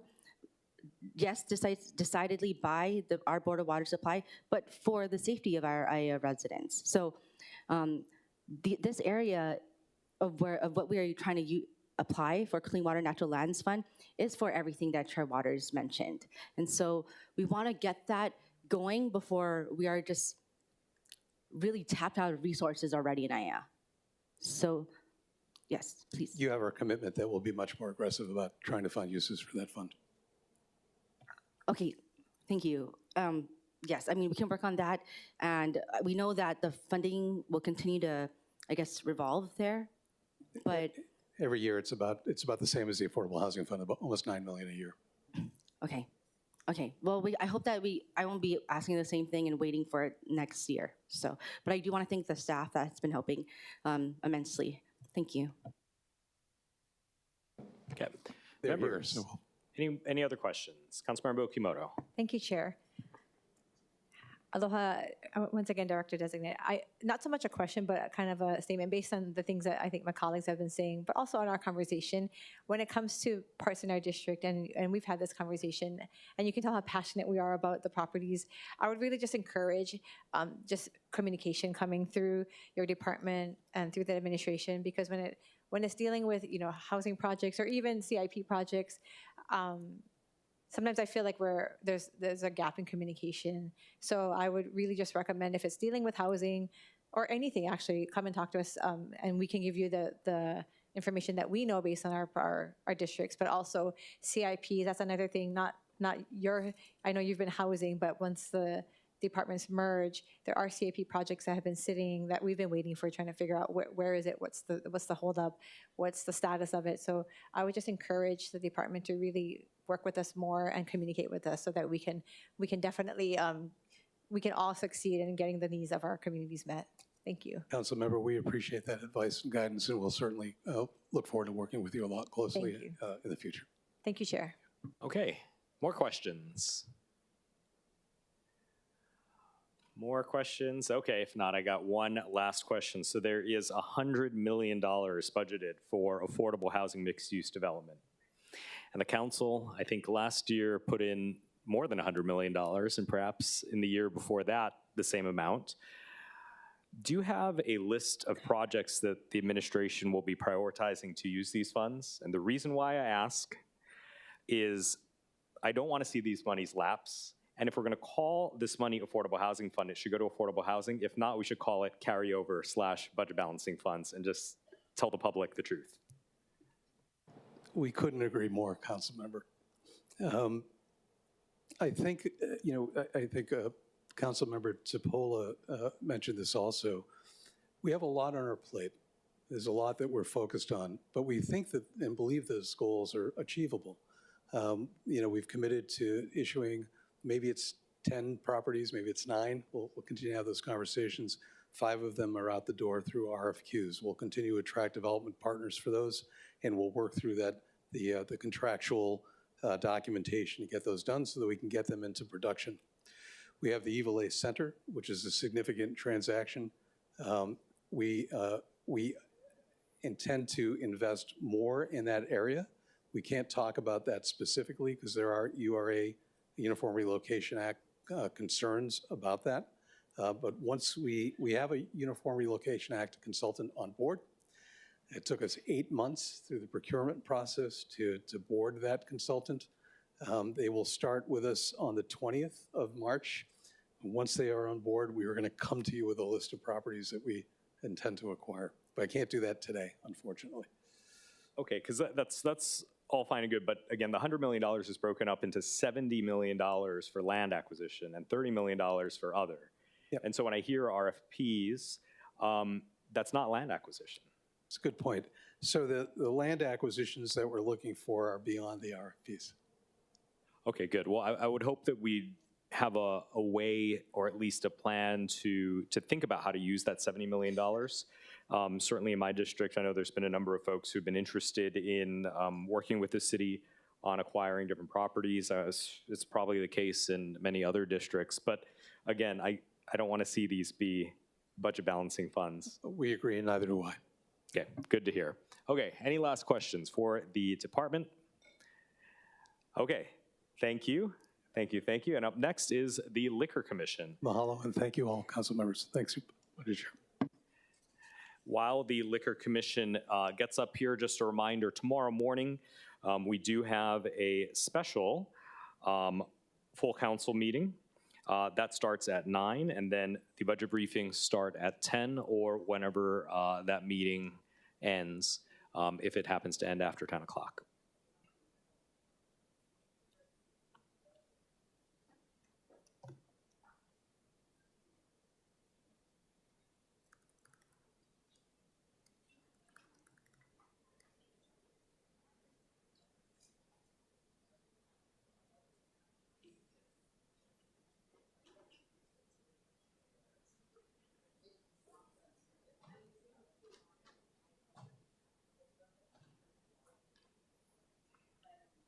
And for the public's knowledge, if you're following along at home, this is Departmental Communication 185. That's the Liquor Commission's presentation. All right, are we ready? If so, please proceed. Good afternoon, Budget Chair DeSantis Tam, council members. My name is Salvador Petilos. I'm the administrator of the Honolulu Liquor Commission, and I thank you for the opportunity to present our FY 2026 budget.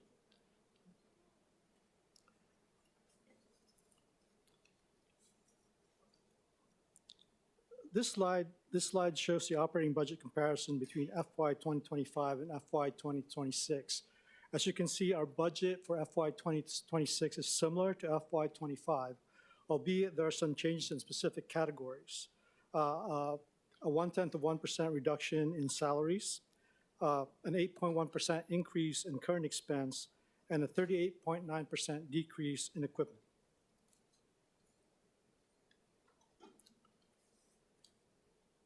Next slide. To discuss further the changes in the reduction in the equipment part of the budget, what occurs here is that we're now going into the 7th phase of the LCIS-2 system. The system was created and implemented in multiple phases. And at this point in time, the amounts that are budgeted for that particular phase has dropped from $125,000 to $50,000. Additionally, we also saw the additional reductions were had by the fact that the vehicles that we are replacing our fleet with are less expensive than last year. So those account for the changes in equipment. In terms of salaries, as you can see here, we have a total positions of 53. Number of positions filled is 38. 15 vacancies as of 2/1/2025. That accounts for 28. That's a 28% vacancy rate. And if I may, compared to last year, that's a significant increase from last year, which was we had 23 vacancies, which accounted for a 43% vacancy rate. We anticipate to hire nine additional individuals, nine positions by the end of this fiscal year. You can see that it runs the gamut. It's not just liquor control investigators, but rather it runs the gamut of administrative staff that we have in the agency. In terms of overtime, non-holiday overtime pay, we request an increase of $135,000. That is due to the fact that we do have a backlog in licensing, and we have relied on overtime by current staff to be able to do more work. Holiday overtime, an increase of $4,000, and I think when it comes to the overtime, let me just say that 80% of the overtime expenditure, at least the last time that I looked at the numbers, were by licensing staff, which is dealing with the backlog that we have in terms of licensing. In terms of revenue, we anticipate $6,367,000 in licenses and permit fees. Charges for services, $121,720, and $35,000 in fines for a total of $6,523,720. And with that, I'm open to questions regarding our operations. Members, questions for the Executive Director of the Liquor Commission? Councilmember Okimoto. Thank you, Chair. Good afternoon, Commissioner. Oh, sorry, Director. I'm just curious, I know this is actual from FY 2024, and then we have the estimated almost to the end of 2025, but it has gone down. We're estimating less than what we collected. The thing to remember about license permit revenues is that we calculate a 2% reduction because we anticipate that some licensees will not renew, and so that's the reason why there's a bit of a reduction. So over the past several years, that's been the case where it's been a 2%? We usually anticipate a 2% shrinkage. And so in 2023, was that actual? I understand if you estimated, but when it comes to I'm just curious, has that been happening over the years? In terms of shrinkage, I'll have to look into the data itself. Estimate, or are we just going to continue? It's just an estimate. Okay. I think that a lot of our budget is are estimates of what we anticipate to see. Commission, of course, falling a little bit under the budget and fiscal services. So with that, I know we're looking at newer types of enforcement and allowances in our city, namely, outdoor dining, and we have certain software that both DPP can do, that maybe DTS can't do, but also the Liquor Commission can do. So do you have similar permitting and licensing and even enforcement type of software that maybe DPP utilizes as well? From what I understand about our information system, it's bespoke. So it's designed to address the requirements of the Liquor Commission and not so much others. But that said, we do report that whatever's necessary to BFS so that they're able to watch our budget and see where we are in terms of our expenditures throughout the year. Understood. And do you see a lot of where a lot of the expenditures are coming from just the software licenses itself, or is it through actual enforcement? Because looking at, I guess, maybe where we can kind of balance out both the investment in software, but investment in enforcement as So well. I think in terms of when we talk about the system and the expenditures related to it, especially as shown in this presentation, we were talking about the implementation costs of certain phases of the software. It's not so much what the maintenance costs are and so on, but specifically what we anticipate to be done next year and how much it would cost to get that done. Okay, understood. And then as for, I think when we were first meeting you, I think this was a few years ago, and you were talking about looking at a process for renewal of licenses for the different businesses.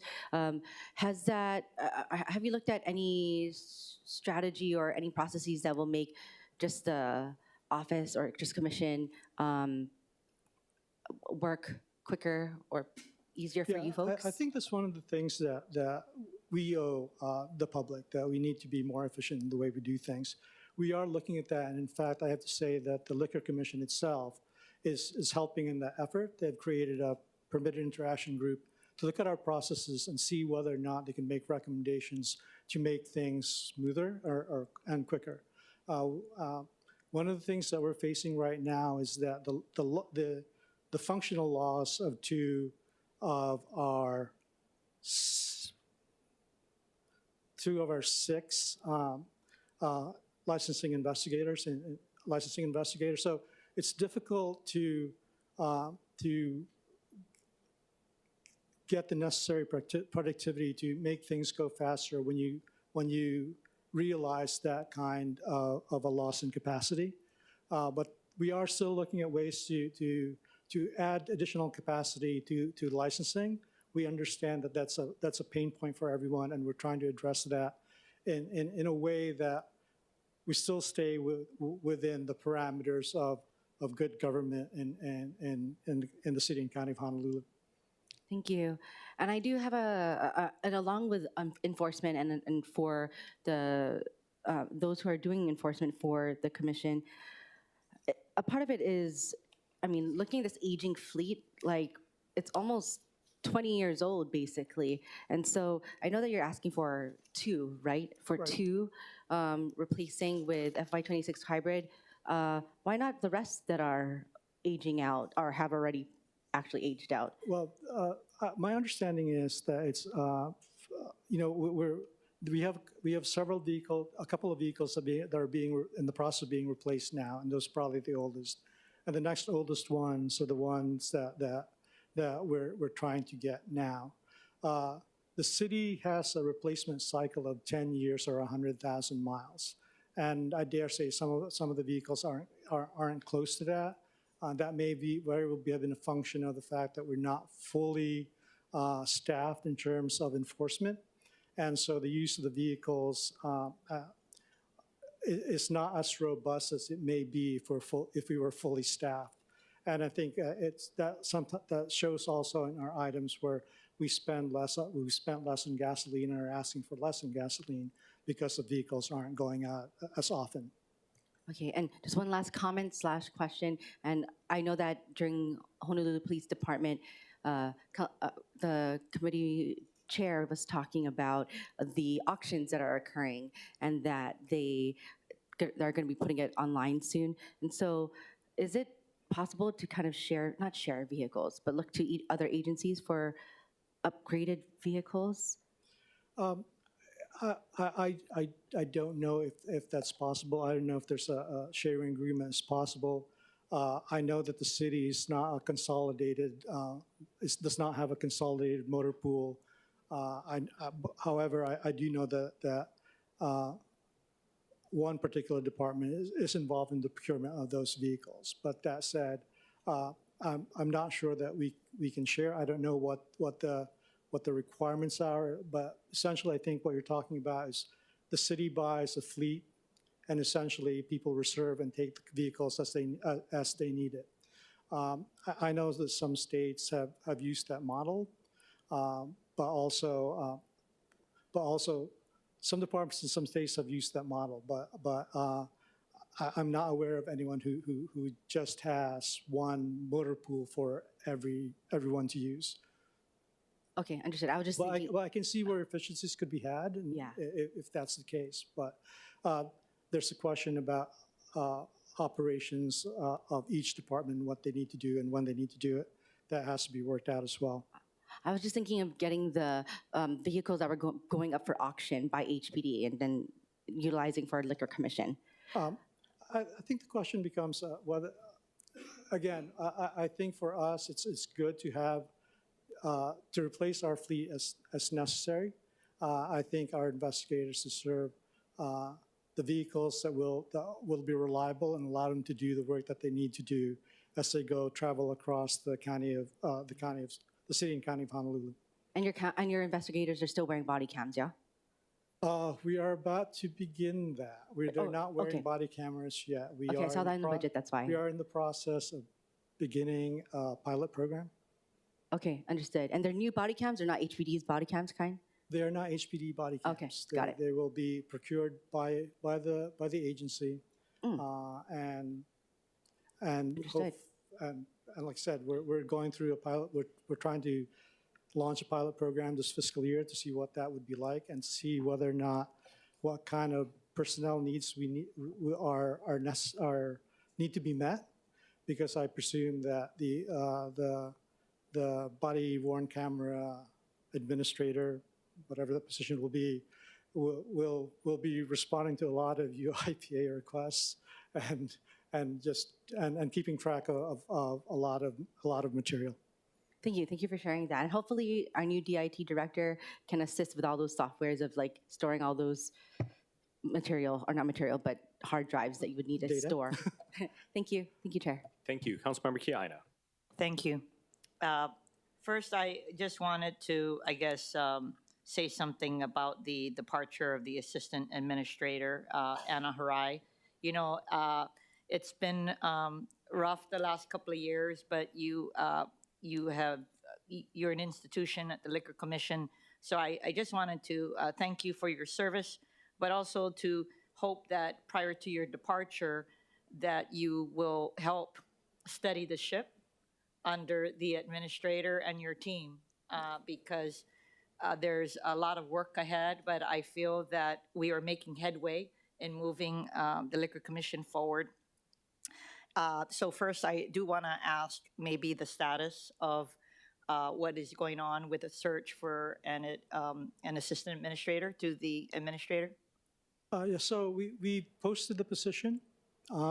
We have been receiving resumes and cover letters so far. At this point in time, we've received 6 applications. We are vetting those to see whether or not they meet the MQs. And eventually, towards after the posting the posting period is terminated, then we'll begin the process of interviewing and see whether or not the candidates meet up to the standards that Ms. Araya set for them. Sure, and because she's not leaving to the end of the year, correct? That's correct. I hope you take your time, and no sense in trying to rush and get an unqualified candidate. So I just wanted to know what was going on, but to make sure that you make sure that they're qualified, because they're going to have a tough job, yeah? I think that's the main thrust of what we're trying to do, to make sure that whoever we hire to replace Ms. Arai can function and help us, as she has done. Yes. Make our operations leaner, Yes. more efficient, and move forward with the things that we'd like to do. Okay, absolutely. So I wanted to just ask a little bit about a status on the 2023 internal review of the commission. I'm particularly interested in how you're addressing the findings about a staff that is underpaid, undertrained, and overburdened. Of note, in the key points from the review in 2023, there were only 7 inspectors. So each carried an average caseload of 209 licensees. So since 2023, just on that fact alone, what is the status on that? How many inspectors do you have, and what is the average caseload? And then update me a little bit on what you're doing with regard to training and making sure that all of the staffers there are adequately paid. Okay. In terms of, let me go first with regard to our staffing levels. As you can see from the slide, that we have done better in terms of recruiting. I dare say that our success in recruiting has been with what we consider what would be considered entry-level enforcement investigators, LCI-1s. In the time that I've been there, we've hired, at this point, 8 LCI-1s. We've also undergone a reorganization to create positions for upward mobility as the investigators go through the process of gaining experience. We've created that not only in the enforcement section, but also in the licensing section. I think it's necessary in terms of the licensing section because I think they just need additional staff to deal with what we see as a backlog that really has to be dealt with in terms of processing license applications. So how many inspectors you have total now? Total inspectors on the enforcement side, like I said, we have 8 LCI-1s, 2 LCI-2s, 1 LCI-3, a supervising investigator, and I think this is not part of the enforcement section, but we also hired a chief investigator at this point in time. In terms of the licensing section, we have a supervising investigator, 3 LCI-3s, and at this point, 2 vacancy. No, one vacancy because of someone separating from us, Yeah. and 2 vacancies because of the reorganization that we went through. Got it. So the investigators are in 2 sections, enforcement and then And licensing. licensees. And with regard to that fact that I cited, was that related to enforcement or licensees? I think when you talk about workload, you're probably talking about licensing, albeit I need to say that the 2023 system review was conducted on enforcement rather than Okay, got it. licensing. But can you give me the total amount instead of you breaking it down like that? I want the total amount for each. What is the total amount for each? Let's see, the last time I saw, there were 85. No, I'm talking about investigators. Oh, I'm sorry. I'm just trying to do the math. I could provide you with a breakdown of what their caseload is. I'm just if you'd trying to like. get an idea if there's been market improvement from 2023. You can answer that, can't you? Okay. In terms of the backlog, it's getting bigger, and we need to increase our capacity to be able to address that sufficiently. So Okay, I don't know if you're answering me. Is it over 7 in each of the enforcement and licensee sections? 7 Investigators, inspectors. Oh, I'm sorry. Oh my God. At this point, I misunderstood your question. I apologize. So when we talk about the number of investigators that we have Inspectors, yeah. in licensing, right? There are 4 investigators. And when we talk about Enforcement. you have 10, 13? Okay, so on average, the caseload is going down. Is the caseload going down below 209 licensees? Caseload is not going down because what's happening is that we're getting more applicants and, Okay, and more cases. I will send a follow-up request to the chair to get a follow-up. And what about pay and training? Again, in terms of pay, we tried to create upward mobility for people in LCI-1s, but what we've experienced so far is that with every recruitment period, there have always been candidates for LCI-1, so we've been able to hire at the current salaries that we pay. So I think for us, it's an indicator that somehow or another, the pay is fine and it's okay, not, I don't say fine, it's okay. It meets people's views of what they should be paid. The question, a related question perhaps is retention. And that's the reason why we created those additional higher level positions so that there would be, Oh, I there would got be it. places for I people got to it. go I to. don't know if I necessarily agree with that because the whole idea is that we want to support the Liquor Commission. And you can't tell me that an entry-level inspector would not want to see a bump up in the base pay. I think that's a universal thought amongst employees. That we Okay, all love okay, I see just a want to bump make up. sure that you don't think that it's just about them moving up the ladder and then that's how they're going to be incentivized to stay there. I think it's going to be at all levels of the recruitment process that you need to make sure that the employees are adequately paid so you get the staffing you need. Okay, so my last one again is training then. What are you doing for training? So for training, we've identified, of course, there are things that are mandatory for everybody, but we've identified specifically for enforcement. I'm sorry, I need to look at my cheat sheet. At the end of the day, I just want to make sure that you are on target as taking seriously the 2023 findings and you're doing everything to implement it. Yeah, yes, we are. And in fact, there's the added pressure that's part and parcel of the terms and conditions of our settlement agreement with Scarlet Honolulu. So Okay.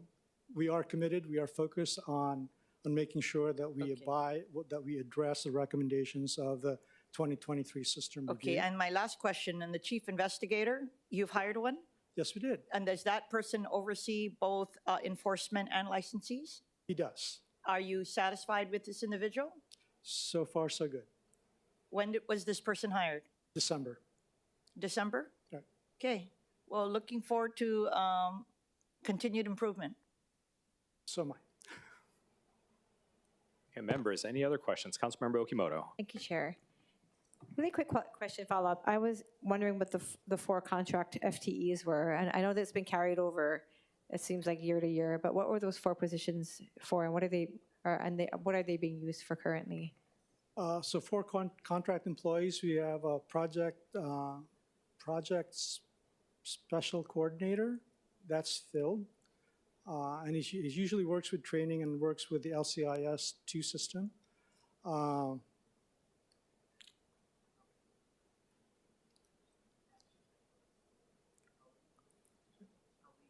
Oh, yeah. We have an admin specialist that's also filled. I think there's a liquor investigator 3. And what? And an information specialist. Those are currently not filled. The last 2, I'm sorry, were, The last 2 are currently not filled. they were both information specialists, or? I heard the project special coordinator, admin specialist, and the other 2 A were, licensing investigator 3 and information specialist. and those 2 are not filled, they have not been filled. They have not been filled yet. When was the last time they were filled? Because it looks like you've been carrying this over, at least from last year, maybe prior years. Don't know. They weren't filled when I came on board. So it's been at least a year and a half since I've been there. So I'm not really sure. Maybe Mr. Rai can tell you more about when they were last filled. Okay, I was just curious. Are we trying to fill them? If they're still being asked and have been appropriated for. I think we haven't really tried to fill them, but for us it's been a focus on the LCI 3s and trying to make sure that we have people in enforcement and people in the pipeline to do work for both enforcement and licensing. Okay, I mean, I appreciate that, but if this is something, are we just going to carry it over indefinitely? I hope not. Okay. Okay, thank you, Chair. Okay. Any other questions? If not, I have a few rapid-fire ones. Just to clarify, so when will the LCIS software upgrades be completed? I know there's been many phases. Where's the end of the tunnel? So after FY26, FY27, Phase 8, that should be the last phase. Okay. And then the cameras. So the cameras have been purchased? Not yet. We are asking for money to purchase them. We are going through the process of putting together a pilot program. Initially, we drafted policies and procedures. We reached out to several vendors. Several vendors talked to us, and they said they were willing to lend us cameras for that program. I don't know. I believe then we'll get to see how they work, if they fit our needs, how the data is uploaded to the cloud and maintained and so on. And like I said, one of the more important things is to see whether or not the resource needs of having body-worn cameras and needing to administer the entire program. So when do you anticipate that they'll be out in the field? Excuse me? When do you anticipate that they'll be out in the field getting first use? Yes, they will, yeah. But when? Okay, so there's an item in the budget requesting $45,000 for 10 body-worn cameras and also a few years of data storage. So that's there. I think I would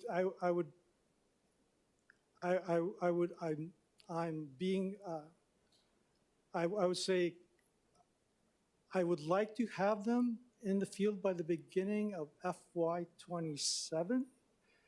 I don't know how quickly we'll be able to procure them. Is my worry and my concern. Okay. Second to last, why is the estimated fines revenue lower in FY26 than it was estimated in 2025? I think it was estimated 50,000 in 25, and then this year 35,000. And certainly there must be larger outstanding fines waiting to be collected, no? Let me ask my...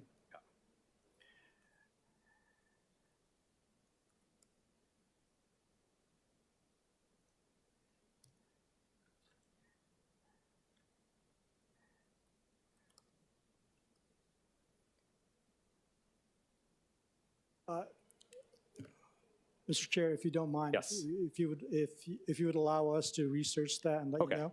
That's fine. And for the record, that's on page C16 of Mayor's Message 33. Okay, last question. In the performance metrics for every department, it was stated that the average time for a permit, the average time for a liquor license application was 285 calendar days in FY 2024, and then 353 calendar days in FY 25. So that's... It's going up. Almost a year. What is the goal that we can expect this time next year? Excuse me, would you... Do you have a goal of a specific time? I think our goal is to try and drive that number down. I think, certainly getting to 352 days is not quite the same. It's not stellar, to say the least. And I think we owe it to the licensees to be more efficient than we currently are. But also understand that we've essentially had a functional loss in terms of capacity for the licensing group. And like I said, looking back at data over several years, license applications have always outstripped license issuance. And so that has an additive effect as you go forward, and lacking capacity even makes that harder to address. So I think for us, it's essential that we find ways to increase capacity in the licensing group. And like I said, we are also looking at ways to make the process more efficient. And I guess also to ask those applicants that please provide us with the correct documents and all the documents that we need, and that should also allow us to address the the applications quicker. Okay. Members, any other questions? Last call for questions. Going once, going twice? Okay, well, we will have a number of questions in writing, not just for you, but for the other departments that we heard today. All right, members, this being the last presentation, we will see you tomorrow for full council, starting at 9 o'clock. And again, at 10 o'clock, we will have the Department of we will have HART, then Department of Transportation Services, Permitting and Planning, Community Services, Information Technology, and Facility Maintenance. Tomorrow will be a busy day. These are some of the bigger departments in the city, so please come prepared, and it'll be a lot of fun. I can't wait, especially with one of these departments. I have lots of questions for them. Okay, thanks everyone, adjourned.